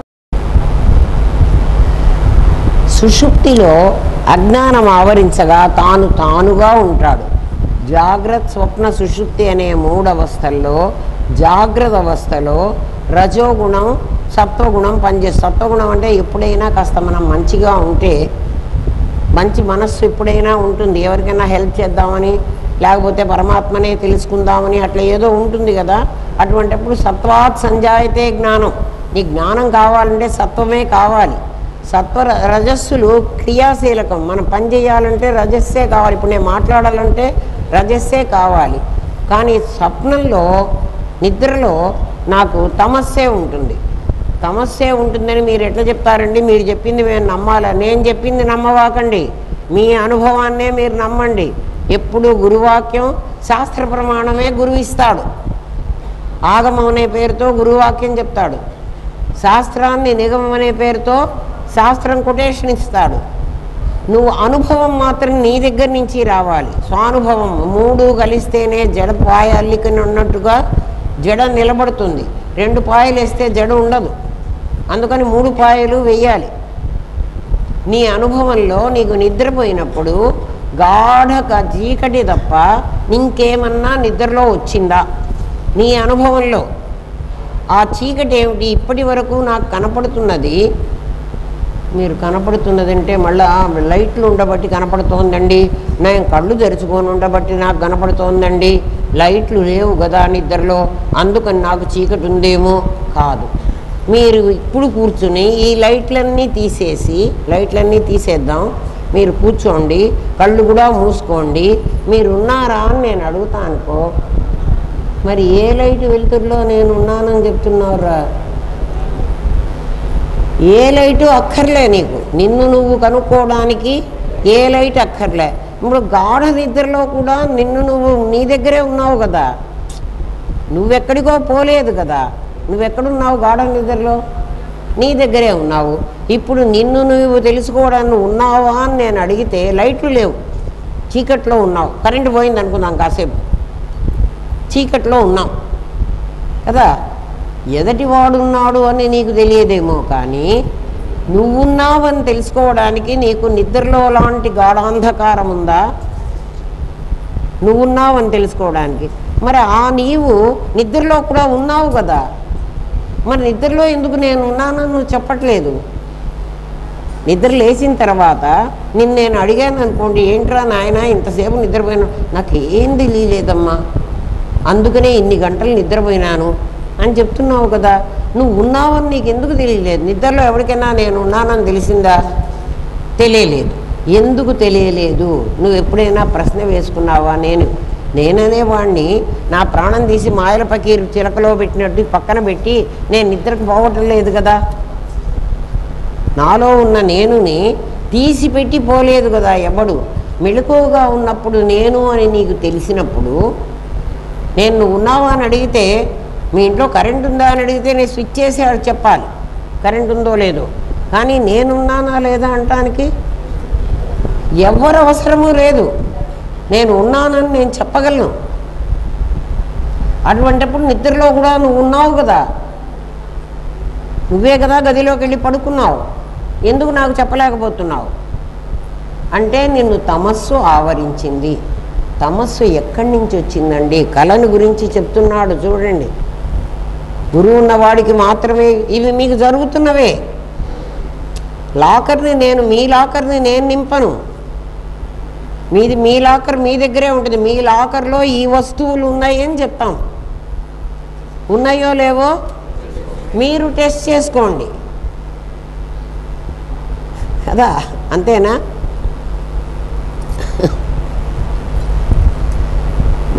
మనకి ఇన్నాళ్ళ బట్టి ఎందుకు తెలియలేదురా ఇవి అంటే మన లాకర్ని మనం తాళం వేసి పెట్టుకున్నాం.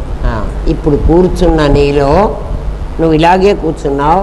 నాకు తమస్సు ఆవరించింది అని ఎట్లా ఆవరిస్తుందో చెప్తున్నాడు. నీవు కూర్చున్న వాళ్ళు ఇప్పుడు ఇక్కడ కూర్చున్నారు, మీరు పొద్దున్న నుంచి అలసిపోయినారు అనుకోండి, కాసేపు మీ లోపల నుంచే మీకు నిద్ర వస్తుంది. నిద్ర వస్తుంటే మీకు మీ లోపల నుంచే తమస్సు వస్తుంది, మీకు తెలుస్తుంది. ఆ తమస్సు వచ్చి ఏం చేస్తోంది అంటే మీ మొత్తం శరీరాన్ని మాయ చేసి తన గుప్పిట్లో పెట్టుకుంటోంది. నిద్ర ఎక్కడి నుంచో, అబ్బా నాకు చాలా నిద్ర వస్తోందిరా అంటావు, నాకు చాలా అలసటగా ఉందిరా అంటావు. నీకు నిద్ర ఎందుకు వచ్చింది? ఇప్పుడు కూర్చొని ఉన్నావు కదా, బాగానే ఉన్నావు కదా. నాకు ఆకలైంది అంటావు, ఎంత బాగా ఆకలైంది అంటున్నావో కనుక్కుంటున్నావో, నీకు నిద్ర వచ్చేది కూడా అంత బాగా కనుక్కుంటున్నావు. అంటే అవ్యక్తంగా ఉన్న నీ లోపల శక్తి తమస్సుతో వ్యక్తమవుతోంది. వ్యక్తమై ఆమె ఏం చేస్తోంది అంటే మమ మాయా దురత్యయ అని పరమాత్మ భగవద్గీతలో చెప్పింది. అందుకే నా మాయను నువ్వు దాటలేవురా, గురువుగారి సహాయం లేకపోతే ఆయనే నీ దగ్గర ఒక లైట్ పెడతాడు. కోల్ మైన్స్లో వాడికి లైట్ పెట్టకుండా మైన్లోకి పంపడు. ఆ లైట్ తీసేసుకున్నావో అయిపోతుంది. ఆ లైట్ ఏమిటంటే శ్రద్ధావాన్, గురువు మీద నీకు శ్రద్ధ కావాలి. గురువు గారికి నువ్వేమిచ్చావు కాదు, గురువు చెప్పిన మాటని నువ్వెంత నమ్మావు. నమ్మాలంటే నీ స్వానుభవం కావాలి. నీ అనుభవం లేకపోతే నువ్వు నమ్మలేవు. నీ లోపల నుంచి ఒక శక్తి, అవ్యక్తమైనటువంటి శక్తి, అది తమస్సుతో నిన్ను ఆవరిస్తోంది. తమస్సుతో ఆవరించినప్పుడు నువ్వు ఇక్కడ పాఠం వింటూనే ఉంటావు. నీకు నిద్ర వచ్చిందనుకో, నీ కళ్ళు చూస్తూనే ఉంటాయి కానీ అవి చూడవు. నీ చెవులు వింటూనే ఉంటాయి, అవి వినవు. ఏమైందిరా నీకు? మెల్లగా శరీరం పడిపోతూ ఉంటుంది. ఇక్కడ నేను చూసి నిద్రపోతున్నావని నేను తిడతా కదా. మీకు ఇది అనుభవంగా తెలుసు కదా. అంటే గాఢ సుషుప్తిలో ఏం జరుగుతోంది అంటే తమస్సు అనేటువంటి పేరుతో అమ్మవారి శక్తి, అంతేగాని గాఢ సుషుప్తిత ఆత్మ కాదు. ఎవడైనా నా దగ్గరకు వచ్చి కూర్చుంటే నేను వాడిని వాదించైనా ఒప్పిస్తా. శాస్త్రం చెప్పింది నాకు తెలిసింది ఏం చెప్తానంటే ఎట్లా రా నాయన, చాలా తప్పు. గాఢ నిద్రలో ఉంటే అయిపోయిందిట. గాఢ నిద్రలో రోజు నిద్ర పంపను, మళ్ళీ ఎందుకు మెళుకో రావడం, మళ్ళీ తిండి తినడం ఎందుకు, అనవసరం కదా. గాఢ నిద్రలోనే పడి ఉంటే సరిపోలే, ఏకంగా ఒకటే నిద్ర.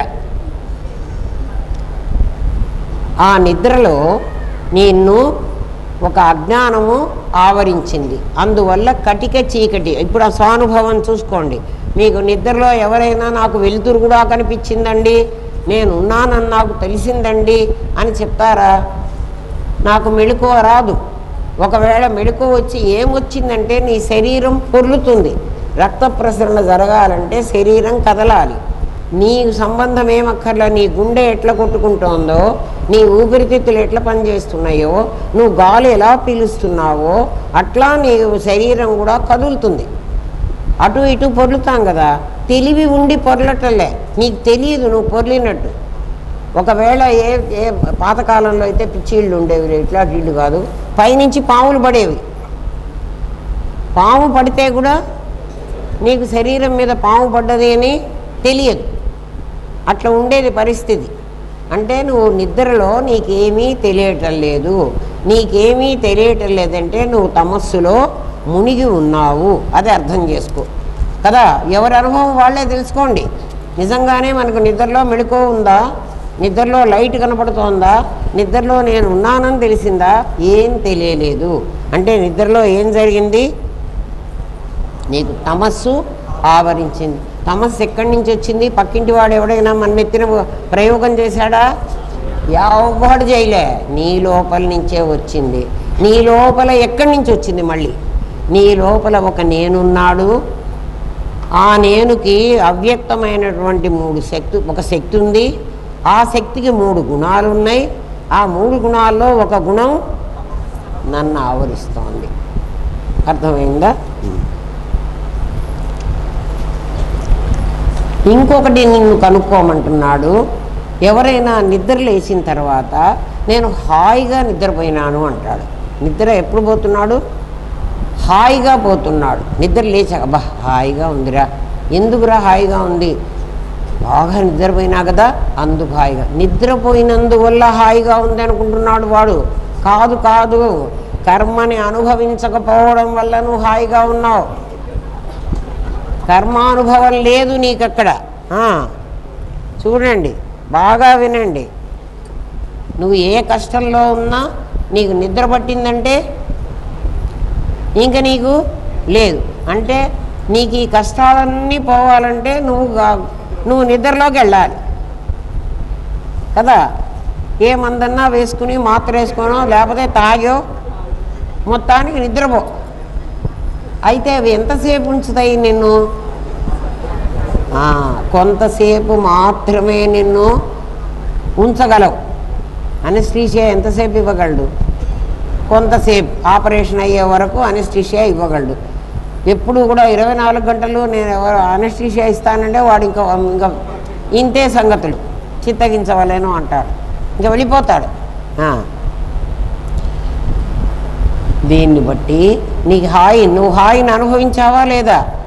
దీన్ని బట్టి నువ్వేం తెలుసుకోవాలంటే నీకు హాయి లేకపోవడానికి నీ కర్మలు, వాటి తాలూకు అనుభవాలు కారణం అని తెలుసుకో. కళని గురించి చెప్పమంటే నిద్ర గురించి ముందు చెప్తున్నాడు గురువుగారు కదా. నీకు ఇప్పుడు అర్థమైందా నాయన? మెళుకువతో ఉన్నప్పుడు నీ జ్ఞానేంద్రియాలు ఈ పని చేస్తున్నాయి, నీ కర్మేంద్రియాలు ఈ పని చేస్తున్నాయి, నీ మనస్సు ఆ సుఖదుఖాలను అనుభవిస్తోంది. ఈ మూడిటికి పని లేదు నీకు నిద్రలో. సుషుప్తి అనే అవస్థలో నీవు ఎవడు కూడా నేనేం అనుభవించలే కాబట్టి నాకేమీ బాధలు లేవు కాబట్టి నేను హాయిగా ఉన్నాను. నీవు హాయిని నువ్వు ఫీల్ అయితే, ప్రతి వాళ్ళు ఫీల్ అయినారు, నిద్రపోయి హాయిగా లేదు. ఎందుకు హాయిగా ఉన్నాను? అక్కడ కర్మ లేదు, కర్మానుభవం లేదు. కర్మ లేదు, కర్మానుభవం లేదు. కర్మ ఉండాలంటే జ్ఞానేంద్రియాలు పనిచేయాలి. నిద్రలో జ్ఞానేంద్రియాలు పనిచేయటంలే కదా, కర్మేంద్రియాలు పనిచేయాలి. కర్మేంద్రియాలు కూడా పనిచేయలేదు.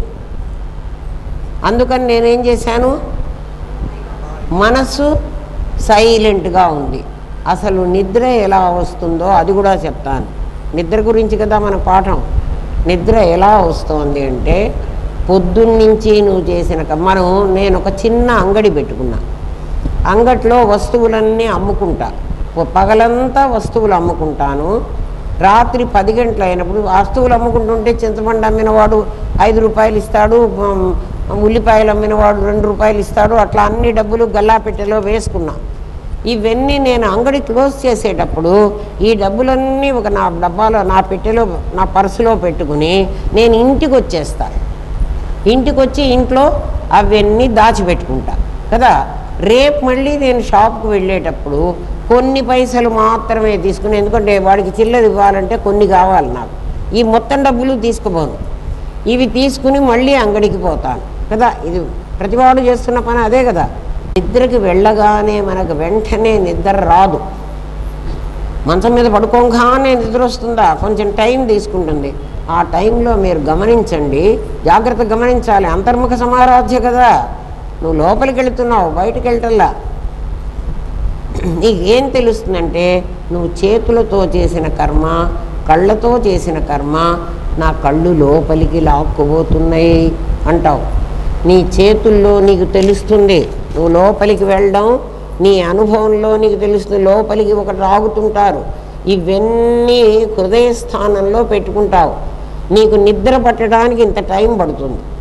ఆ తర్వాత నువ్వన్నీ తీసుకెళ్ళి ఇవాళ చేసిన కర్మంతా కారణ శరీరంలో నేను వాసనారూపంగా దాచిపెట్టుకుంటా. మనం అన్నీ చిల్లర డబ్బులన్నీ కలిసి పెద్ద నోట్లుగా మార్చుకుని నా బీరువాలో పెట్టుకుంటా. రేపటికి మళ్ళీ నేను కొంచెం చిల్లర మాత్రమే తీసుకుని అంగడికి పోతా. పెద్ద నోట్లుగా మార్చుకుంటాను కదా. మార్చి ఏం చేస్తాను, ఎక్కడ లాకర్లో దాచిపెడతా కదరా. నా కర్మ కూడా నేను అట్లా లింగదేహంలో దాచుకుంటాను. ఆ లోపల ఒక పెద్ద బీరువా ఉంది. ఆ బీరువాలో ఇవన్నీ దాచిపెట్టుకుంటా.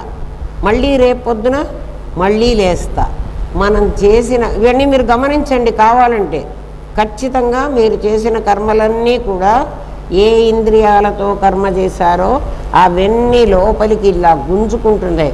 కళ్ళు అయితే మీకు బాగా తెలుస్తాయి. నిద్ర వస్తుంది అంటే కళ్ళు లోపలికి లాక్కుపోతాయి. కళ్ళు లాక్కుపోతున్నాయి అంటే కళ్ళతో చేసిన కర్మంతా లోపలికి వెళ్తుంది. మంచివి చూసుంటాం, చెడ్డవి చూసుంటాం, అన్నీ కూడా లోపల వాసనగా దాచిపెడుతుంది. ఈ బీరువా మనం శరీరం వదిలేటప్పుడు మన బీరువా మన వెంటనే తీసుకుని పోతాం. ఇక్కడ సంపాదించిన డబ్బులు ఏం తీసుకుపోం, కానీ మన బీరువా మాత్రం మనతో కూడా వస్తుంది. అందుకే మహా కష్టపడతాడు జీవుడు. ప్రాణం పోయేటప్పుడు ఇదంతా మరి మూట మోసుకుని పోవాలి. అందుకని మూట మోసుకుపోకుండా మనం ఇప్పుడు ఏం చేద్దామంటే దాని గురించి తెలుసుకుని ఇక్కడే తగలబెట్టి పాడేద్దాం. మనకేం అక్కర్లేదు, మళ్ళీ జన్మ అక్కర్లేదు అనుకున్నాం కదా. అందుకని మనకి ఇవి అవసరం లేదు. అర్థమైందా? సరే. గురుదేవా ఏమిటో ఈ కళ్ళు నీళ్లు గారి వస్తున్నాయ్యే. వాటి తాలూకు అనుభవాలు నీకు కారణమని తెలుసుకో. నీకు నిద్రలో ఎవరికి గాఢ సుషుప్తిలో ఎవ్వడికి కూడా ఏ విధమైన అనుభవము లేదు, ఏ విధమైనటువంటి కర్మలు లేవు. కర్మలు అనుభవించట్లే. నీకున్న ఎన్నో ఆలోచనలు వాసనారూపం ధరిస్తాయి. ఎలాంటి వాసనలు ఉంటాయో అలాంటి కలలే వస్తాయి. మనకు తెలియని వ్యక్తులు కానీ, మనకు తెలియని విషయాలు కానీ, మనకు తెలియని ప్రదేశాలు కానీ కలలో రావు. ఇంకా కళ గురించి చెప్తున్నాడు.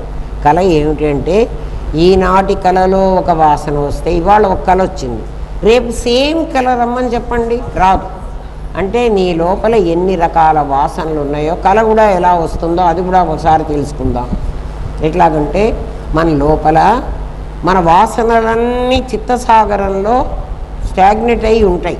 వాసనలన్నీ మన మనస్సు ఇంద్రియాలు ఇంద్రియ జ్ఞానాన్ని అంతా లోపలికి తీసుకెళ్ళి మనస్సు కర్మేంద్రియ జ్ఞానం జ్ఞానేంద్రియ జ్ఞానం మనస్సు తీసుకెళ్తుంది. మనస్సే కదా కళ్ళతో చూడడానికి వచ్చేది. ఇవన్నీ తీసుకెళ్ళి లోపల దాచిపెట్టి వాళ్ళందరినీ లోపల దాచిపెడుతుంది.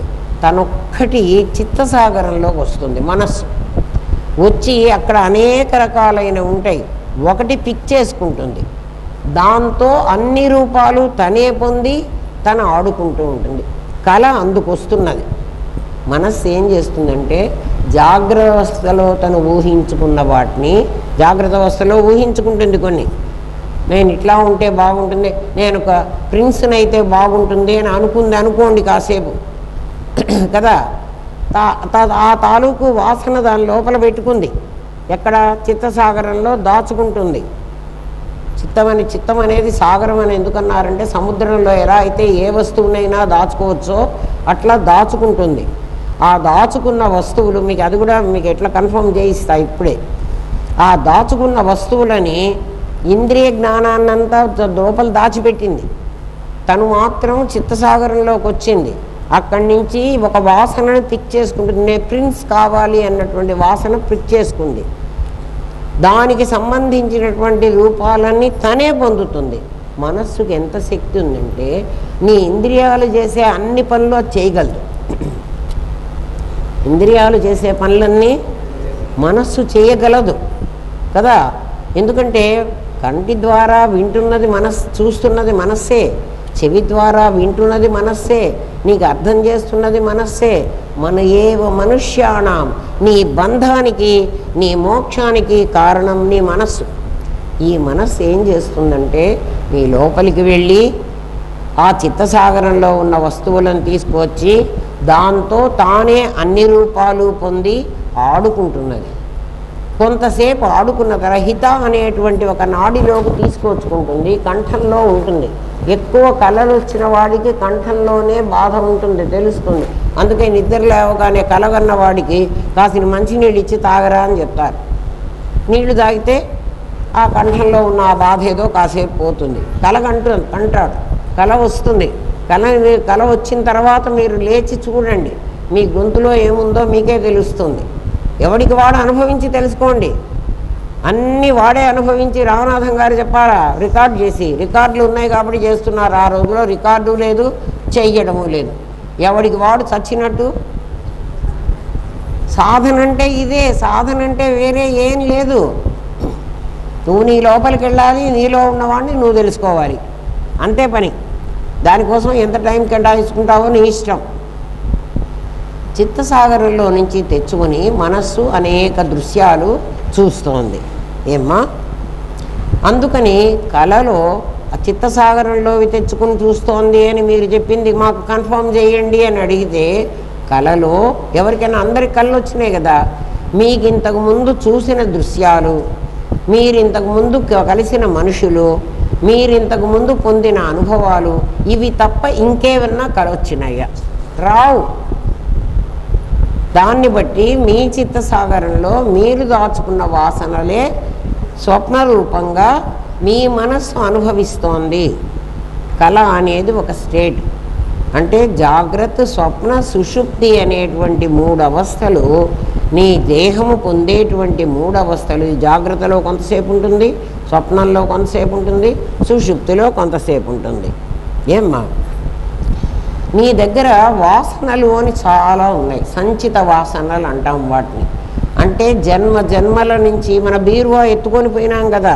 చచ్చిపోయినప్పుడు మన బీరువా మనతోనే వచ్చింది. దాంట్లో అనేక వాసనలు ఉన్నాయి. ఇది మళ్ళీ జన్మకి వెళ్ళేటప్పుడు అందులో కొన్ని మాత్రమే మనం అనుభవిస్తాం. అనుభవించేదాన్ని ప్రారబ్ధ వాసన అంటాం. దాచుకున్న దాన్ని సంచిత వాసన అంటాం. రాబోయే జన్మలో నేను అనుభవించాలని ఇప్పుడు ఇంకా చేస్తున్నా, అవన్నీ దాచుకుంటున్నా, వాటిని ఆగామి వాసనలు అంటాం. మళ్ళీ ఆగామి వాసన సంచిత వాసనలో చేరిపోతుంది. ఇది ప్రొసీజరు. ఏమ్మా? ఈ రకంగా మనం దాచుకున్న వాసనలు, సంచిత వాసనలు మనకు కళ రావడానికి కారణాలు అవుతుంటే, కళ రావడానికి కారణం మన సంచిత వాసనలు. మనకి ఎన్ని కళలో అన్ని జన్మలు, ఒక్కొక్క కళ ఒక్కొక్క జన్మ. ఎందుకో చూడండి, అట్లాంటి జన్మలు చాలా గడిచినాయి. ఎందుకంటే మనకి ఎన్ని కళలు వచ్చినాయో అన్ని జన్మలు గడిచినాయి. ఎందుకంటే ఒక వాసన నాకు ఒక జన్మకు కారణమవుతుంది అని మనం శాస్త్రం చెప్తోంది. ఒక్క వాసనే భానుమతిగా ఉండాలి, ఇట్లా ఉండాలి అని నేను అనుకున్న ఒక వాసన ఆ శరీరం వదులుతూ ఈ శరీరాన్ని పొందింది కదా. ఇప్పుడు ఒక వాసనే కదా వృత్తి అయింది. మీకు అందరికీ తెలుసు ఆ సంగతి. ఒక్క వాసన వృత్తి అయి ఇంత 100 ఏళ్ల కాలంగా నాకు గడిపిస్తుంటే నాకు కల వచ్చింది కొంత సమయమే కావచ్చు, ఒక వాసనే కదా కల వస్తోంది. ఎవరికి వాడు ఆలోచించుకోండి. ఇన్ని వాసనలు అయితే ఎన్ని కళలు వచ్చినాయో అన్ని జన్మలు గడిచినాయి. బహూనాం జన్మనాం అంతే అని అందుకన్నాడు. ఎన్నో జన్మలు గడిచిన తర్వాత జ్ఞానవాన్ మాం ప్రపద్యతే, జ్ఞానం కలిగిన నన్ను పొందాలంటే బహూనాం జన్మనాం అంతే. నీకు ఎన్నో వాసనలు ఎన్నో కళలుగా వచ్చిన తర్వాత, కళ వచ్చింది అంటే కళ కొంచెం టైమే వచ్చిందంటారు మీరు. ఈ 100 సంవత్సరాల జీవితకాలం కూడా కొంచెం టైమే. ఎందుకండి కొంచెం టైం? మన లోకంలో టైం ఇది. ఈ లోకంలో టైము 1 సంవత్సరం గడిస్తే మన పైలోకం వాడికి ఒక్కరోజు, పైలోకంలో వాడికి 1 సంవత్సరం గడిస్తే ఆ పై వాడికి ఒక్కరోజు. అట్లా పైన 7 లోకాలు కింద 7 లోకాలు ఉన్నాయి. మరి మన 100 సంవత్సరాల జీవితకాలం, మనం 100 ఏళ్ళు బతకట్లేదులే. 100 సంవత్సరాల జీవితకాలం మన కళ మనకు ఎంతసేపో అది కూడా అంతసేపే. మనం చాలా టైం అని అనుకుంటున్నాం, కాదు. అర్థమైందా? అందుకని జాతస్య హి ధ్రువో మృత్యు ధ్రువం జన్మ మృతస్య చ తస్మాద్ అపరిహార్యార్థే నత్వం శోచితుమర్హసి. ఎవడైనా చస్తాడంటే నువ్వేమీ బాధపడక్కర్లేదురా నాయనా, నువ్వు బాధపడని అవసరమే లేదు. ఎందుకంటే ఒక్కొక్క వాసన ఒక్కొక్క జన్మాన్ని నీకు చెప్పినప్పుడు నీకు ఎన్ని కళలు వస్తే అన్ని జన్మలు నువ్వు వచ్చాయి కదా. కళ వచ్చింది కదా, కళలో నేను చచ్చిపోయినానో, నాకు పాము గరిచిందో, నన్ను దొంగలు కొట్టారో, ఏమో జరిగింది. అయినా ఆ కళ అప్పుడే అట్లనే ఉంటుందా? ఎప్పుడో కళ అయిపోతుందా? అయిపోదా? రాత్రి అంతా కలగంటున్నామా? కొంచెం సేపే కళ వస్తుంది. వచ్చిన కళ పోతున్నదా? పోవట్లేదా? పోయింది. మళ్ళీ కళ రాకుండా ఉంటున్నదా? చాతస్య హి ధ్రువో మృత్యు ధ్రువం జన్మ మృతస్య చ. ఇంతకుముందు మనకు ఏ సెన్స్లో అర్థమైంది అది? ఇంతకుముందు పుట్టినవాడు వస్తాడు, చచ్చినవాడు మళ్ళీ పుడతాడు కదా.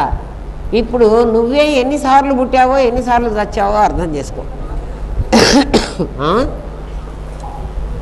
నువ్వే ఎన్నిసార్లు పుడుతున్నావో ఎన్నిసార్లు చచ్చిపోతున్నావో నువ్వు అర్థం చేసుకో.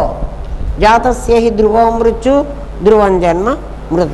పుట్టిన ప్రతి ప్రాణి చనిపోతాడని, చనిపోయిన వాడు తప్పనిసరిగా పుడతాడని నమ్మాలి. ఒక వాసనే ఈ జన్మకు కారణమైతే మనకు ఎన్నో వాసనలు ఉన్నాయి. వాసనాక్షయమయ్యే వరకు జన్మలు తప్పవు. తత్వజ్ఞానం కలిగేదాకా వాసనాక్షయం కాదు. వాసనాక్షయం అయ్యేదాకా జన్మ తప్పదు. తత్వజ్ఞానం కలిగేదాకా వాసనాక్షయం కాదు. తత్వజ్ఞానం అంటే తత్వం అని 2 ఉన్నారు నీ దగ్గర చెప్పాను. తత్ అనేవాడు ఒకడున్నాడు, త్వం అనేవాడు అంటే వాడు నేను, వీడు నాది కదా త్వం అంటున్నావు. ఈ తత్వజ్ఞానం కలిగే వరకు తత్ త్వం అసి అయ్యే వరకు అదే కదా చెప్తున్నాడు. తత్వమసి అని ఎందుకు చెప్తున్నాడు? తత్తు త్వం అసి. ఈ తత్ అనేవాడు ఈ త్వం అనేవాడు ఇద్దరు కలిసి ఒకటి కావాలి. ఆ ఒకటి అయ్యే వరకు నీకు తత్వజ్ఞానం అంటారు. దాన్ని తత్వజ్ఞానం అంటే తత్తు త్వము కలిసి ఒకటైన జ్ఞానం.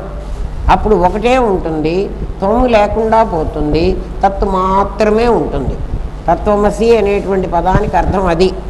నీలో ఒక నేను నాది ఉన్నాడురా, గురువు ఉపదేశం చేసేదే అది. ఆ నాది నేనైపోవాలి. నాది నేనెట్లా అవుతుందంటే అంటే నాది ఆభాసని, నేను సత్యమని నీకు అర్థం కావాలి. అది అయినప్పుడు వాసనాక్షయం కావాలి. తత్వజ్ఞాన వాసనాక్షయ మనోనాశాలు ఏకకాలంలో జరిగినప్పుడు నీకు మళ్ళీ జన్మ లేకుండా పోతుంది. అటువంటి వాడిని జీవన్ముక్తుడు అంటాం. వాడికి వాసనలు పోయి ఉంటాయి, తత్వజ్ఞానం కలిగి వాడు అహం బ్రహ్మాస్మి అంటూ ఉంటాడు. వాడికి మనస్సు నాశనమైంది. మనస్సు నాశనమైందంటే వాడికి మనస్సు లేకపోతే ఎదుటి మనిషి కనపడకుండా పోతాడు. అది కాదు, మనస్సు ఆభాస అని తెలిసింది. నా పక్కన ఉన్న నీడ నేను కాదు అని తెలిసింది. ఇంతకుముందు ఏమనుకున్నాను, నా పక్కన నీడ ఉంటే ఎవడో నా పక్కన నడిచొస్తున్నాడు అనుకున్నా. అప్పుడు నాకేమనిపించింది, భయం కలిగింది. ద్వితీయ ద్వైభయం భవతి, రెండో వాడు ఉన్నాడంటే నాకు భయం వేసింది. ఇప్పుడు అది నా నీడ అని నాకు తెలిస్తే ఆ నీడ ఎలా మనోనాశం చెప్తున్నా, ఆ నీడ ఎలా పోతుందంటే నా జ్ఞానం ఎప్పుడైతే పెరుగుతుందో, నా జ్ఞానం పెరగడం ఏమిటి, సూర్యుడు నా నెత్తి మీదకి ఎప్పుడు వస్తాడో, సూర్యుడు నాకు పక్కన ఈ పక్కన ఉన్నప్పుడు నా నీడ ఇటో ఇటో ఉంటుంది. సూర్యుడు నా తల మీదకి వస్తే జ్ఞాన సూర్యుడు, అప్పుడు నా నీడ నా లోపలే ఉంటుంది, పక్కన ఉండదు.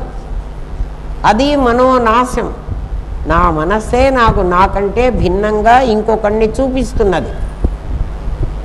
మీ మనస్సు కూడా మీకు అట్లా చూపిస్తే మీకు కూడా మనోనాశం అయినట్లే. ఇప్పుడు వాడు ఆలోచించుకోండి కదా. నా నీడ నాకు కనిపించదు. నీడ కాదర్రా, మీ నీడ ఇదే, నాదే మీ నీడ. ఆ నీడ మీ లోపల లయం కావాలి అంటే త్వం తత్తు కావాలి. ఇదంతా సిలబస్ చెప్తున్నా మీకు. ఈ సిలబస్ లేకుండా గాఢ నిద్రలో ఉంటే నీకు ఆత్మ తెలిసిపోయిందంటే ఎట తెలుస్తుంది? గాఢ నిద్రలోంచి మెళుకో రాకూడదు నాకు. తప్పు. కానని వాని నూతకుడిని కానని వాడు విశిష్ట వస్తువును కానని భంగి. ఓ గుడ్డివాడిని ఆసరాగా తీసుకున్నారంటే మనం కూడా పోతాం కదా. మనం చేరేటప్పుడే, యూనివర్సిటీకి వెళ్ళేటప్పుడే మంచి యూనివర్సిటీ, ఫ్యాకల్టీ ఉన్న యూనివర్సిటీకి వెళ్తామా, యూనివర్సిటీ పేరు పెట్టుకున్న యూనివర్సిటీకి పోతామా? మీరే ఆలోచించండి కదా. రండి అంటే అక్కడికి పోతామా? మనం ఫీజు కట్టి చదువుకుంటామా? చచ్చినా చదువుకోం.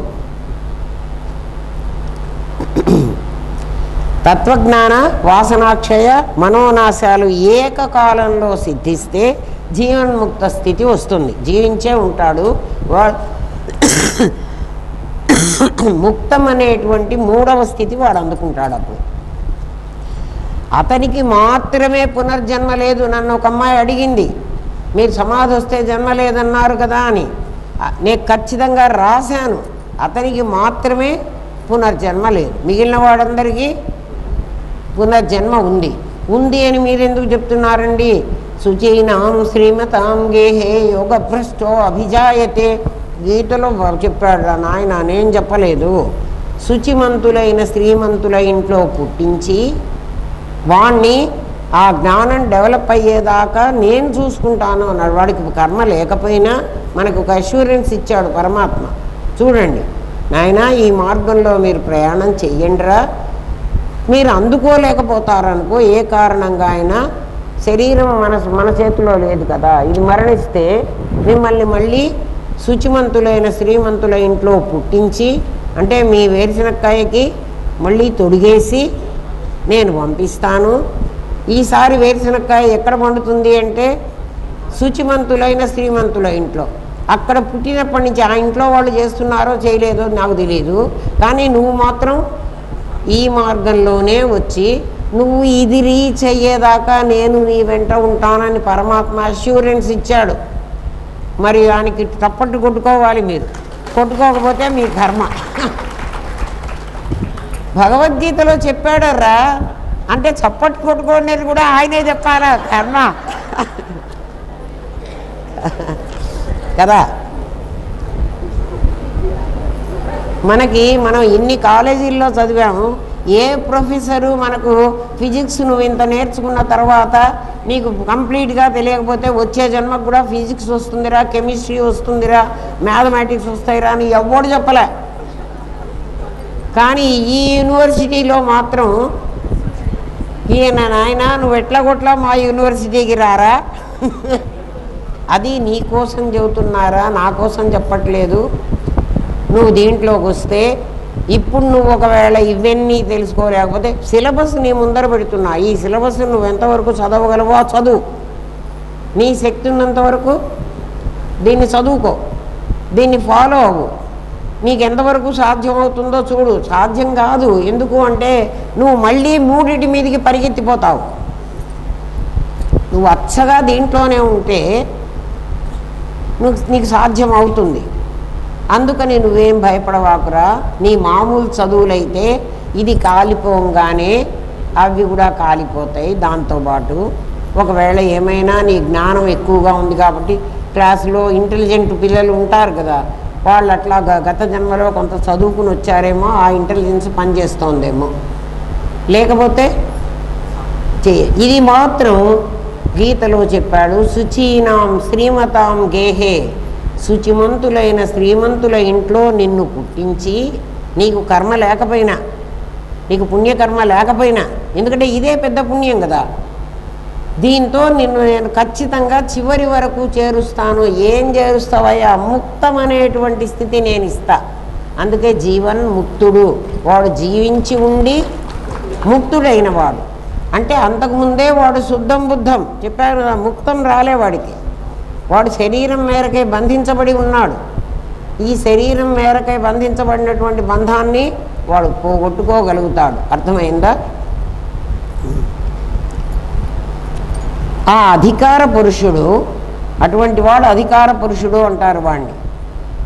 వాడు బోధ చెయ్యడానికి మాత్రమే మళ్ళీ జన్మ తీసుకుంటాడు. రామనాథం గారల్లే అప్పుడప్పుడు 10 మందికి బోధించడానికి, ఎందుకంటే ఈ బోధించేవాడు మనకు దొరకడు. ఆ తెలుసుకున్నవాడు శరీరాన్ని చాలించిపోయినాడు. అందుకని అటువంటి వాళ్ళ కోసం వాళ్ళని అధికార పురుషులు అంటారు. వాళ్ళు ప్రత్యేకంగా జన్మ తీసుకుని గురుస్థానంలో వాళ్ళు ఉంటారు. వాళ్ళు గురువులు అవుతారు. అందరూ నేను గురువైనానంటే 1వ క్లాస్ టీచర్వి కావాల్సిందే కదా. నువ్వు పీజీ చేయకపోతే నిన్ను 10th క్లాస్ వరకే నిన్ను పరిమితం చేస్తున్నారు. పై కాలేజీ చదువులకి నిన్ను లెక్చరర్గా తీసుకోవటంలా, నీ చదువును బట్టే నిన్ను పెడుతున్నారు. ఇది కూడా అంతే అమ్మా. అధికార పురుషుడు మాత్రమే వస్తాడు. అతన్ని అవతార పురుషుడు అనాలి. రాముడు అట్లాంటి వాడు, మర్యాద పురుషోత్తముడు రాముడు. ఎందుకంటే ఎక్కడా కూడా హద్దు దాటలేదు రాముడు. ఎక్కడా కూడా క్షేత్రే ధర్మం కురు కదా, ఒక్క క్షేత్రంలో కూడా రాముడు ధర్మాన్ని అతిక్రమించలే. అందుకని రాముడిని ఏమంటారు? రామో విగ్రహవాన్ ధర్మ, ధర్మమే మూర్తీభవిస్తే రాముడు అవుతాడు. ధర్మమే ఆకారం ధరిస్తే రాముడిలాగా ఉంటుందిట. చూడండి, అధికార పురుషుడు అంటే వాడు. అటువంటి వాడు సరిగ్గా నీకు బోధ చేస్తాడు. మిగిలిన వాళ్ళందరూ మేము అధికార పురుషులం అని వాళ్ళు వేసుకున్నారు ఆ పేరు, వాళ్ళు కాదు. అటువంటి వాళ్ళ దగ్గరికి వెళ్ళి పరిప్రశ్న చేయవా. ముందే చెప్పాడు, పరిప్రశ్న చెయ్యొద్దు. వాళ్ళకు నమస్కారం పెట్టి, నాయన నీ జీవితం నువ్వు ఇట్లాగే గడుపుకో, ఎందుకంటే నువ్వు తిండి కోసము ఇంకొక బిజినెస్ ఇది ఎత్తుకున్నావు నువ్వు కొత్తగా, ఇది నీ బిజినెస్కి జోలికి మేము రాం. ఒక వ్యాపారస్తుడి జోలికి ఇంకో వ్యాపారస్తుడు పోతాడా? పోడు. అందుకని నీ వ్యాపారంలో నువ్వు ఉండు, కానీ ఇంతమందిని నాశనం చేయవాకు. ఈ పాపం అంతా మూట కట్టుకుని పోవాలి కదా. సరైనటువంటి పాఠం చెప్పకుండా, సరైన పాఠం అంటే ఏదో కూడా చెప్తున్నా మీకు. గురువాక్యం శాస్త్ర ప్రమాణం, ప్రతి చోటానికి శాస్త్రం ప్రమాణం చూపించాలి. నీ అనుభవంలో నీకు చూపించాలి. మీకు నిద్ర ఎట్టొస్తుందో తెలుసు, మీకు నిద్రలో ఏం జరిగిందో తెలుసు, మీ అనుభవమేనా?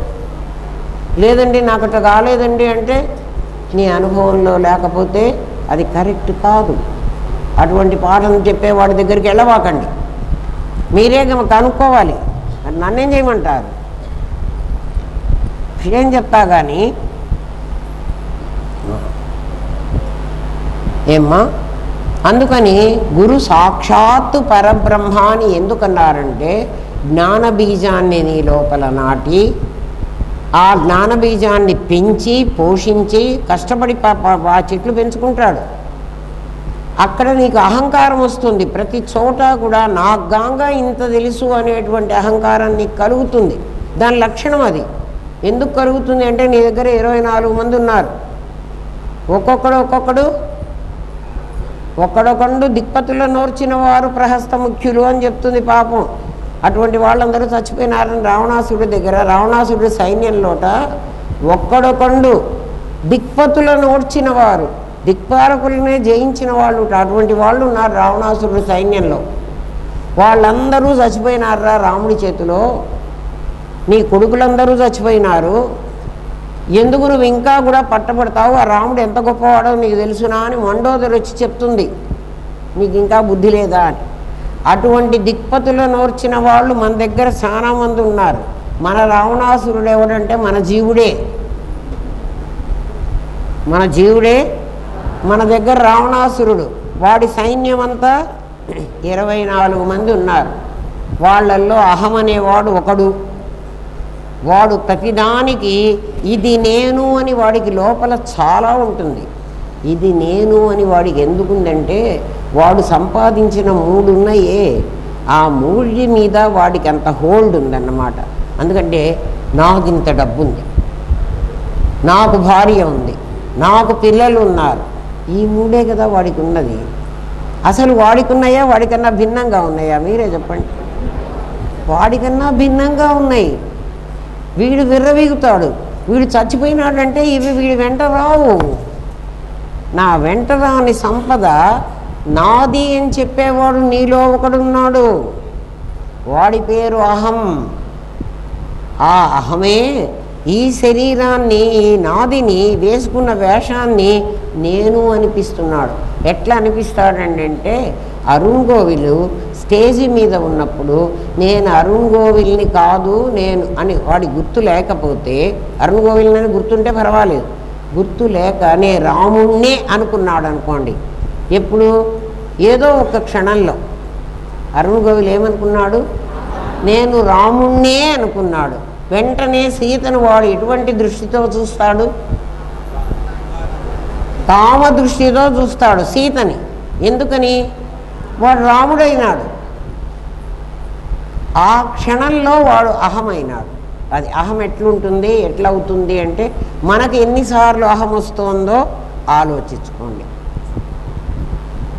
ఓ మళ్ళీ వీడు లేచాడ్రా అని మీరు గుర్తించారంటే వాళ్ళు ఆవిడు. మీరు గుర్తించకపోతే వాళ్ళు లేస్తాడు. ఏమ్మా టైం అయిపోతుందిరా. ఎందుకంటే కళను గురించి చాలా చెప్పాలి. రేపటి క్లాసులో చెప్తాను. క్లాస్ పెట్టుకుందాము. ఎందుకంటే గురువుగారికి నిజంగా ఆరాధన ఇదే. మనకి సరైనటువంటి పాఠాన్ని నేను చెప్పడము, మీరు వింటము, అదే వారికి మనం ఇచ్చేటువంటి నివాళి. మిగిలినవన్నీ ముఖ్యం కాదు. కళను గురించే అడిగాడు. ఇప్పుడు సుషుప్తిను జాగ్రత్త ఇంకా జాగ్రత్త చెప్పలే, ఇంతే చెప్పగలిగాను. రేపు చెప్తాను. ఎందుకంటే అక్కడ టైము 7:47 అయింది. ముందే మనం ఒక 10 మినిట్స్ లేటుగా మొదలుపెట్టాం కాబట్టి ఆ 10 నిమిషాలు నేను తీసుకున్నా. మన 1:30 పాఠమే చెప్పుకుంటాను. రేపు చెప్తాను. మర్చిపోవాకండి. ఇవాళ చెప్పింది లోపలికి వెళ్ళండి, తాళాలు తీసుకోండి, మళ్ళీ తాళం వేసిపోవాకండి. ఓం తత్సత్. స్వస్తి ప్రజాభ్య పరిపాలయంతాన్యాయేన మార్గేణ మహిన్మహేష గో బ్రాహ్మణేభ్య శుభమస్తు నిత్యం. లోకా సమస్తాః సుఖినో భవంతు. ఓం పూర్ణమదః పూర్ణమిదం పూర్ణాత్ పూర్ణముదచ్యతే పూర్ణస్య పూర్ణమాదాయ పూర్ణమేవావశిష్యతే. ఓం శాంతి శాంతి శాంతి. ఓం నమో బ్రహ్మాదిభ్యో బ్రహ్మ విద్యా సాంప్రదాయ కర్తృభ్యో వంశ ఋషిభ్యో గురుభ్యో నమో మహద్భ్యః. సర్వోపద్రవరహిత ప్రజ్ఞానగణః ప్రత్యగర్ధో బ్రహ్మైవాహమస్మి బ్రహ్మైవాహమస్మి బ్రహ్మైవాహమస్మి.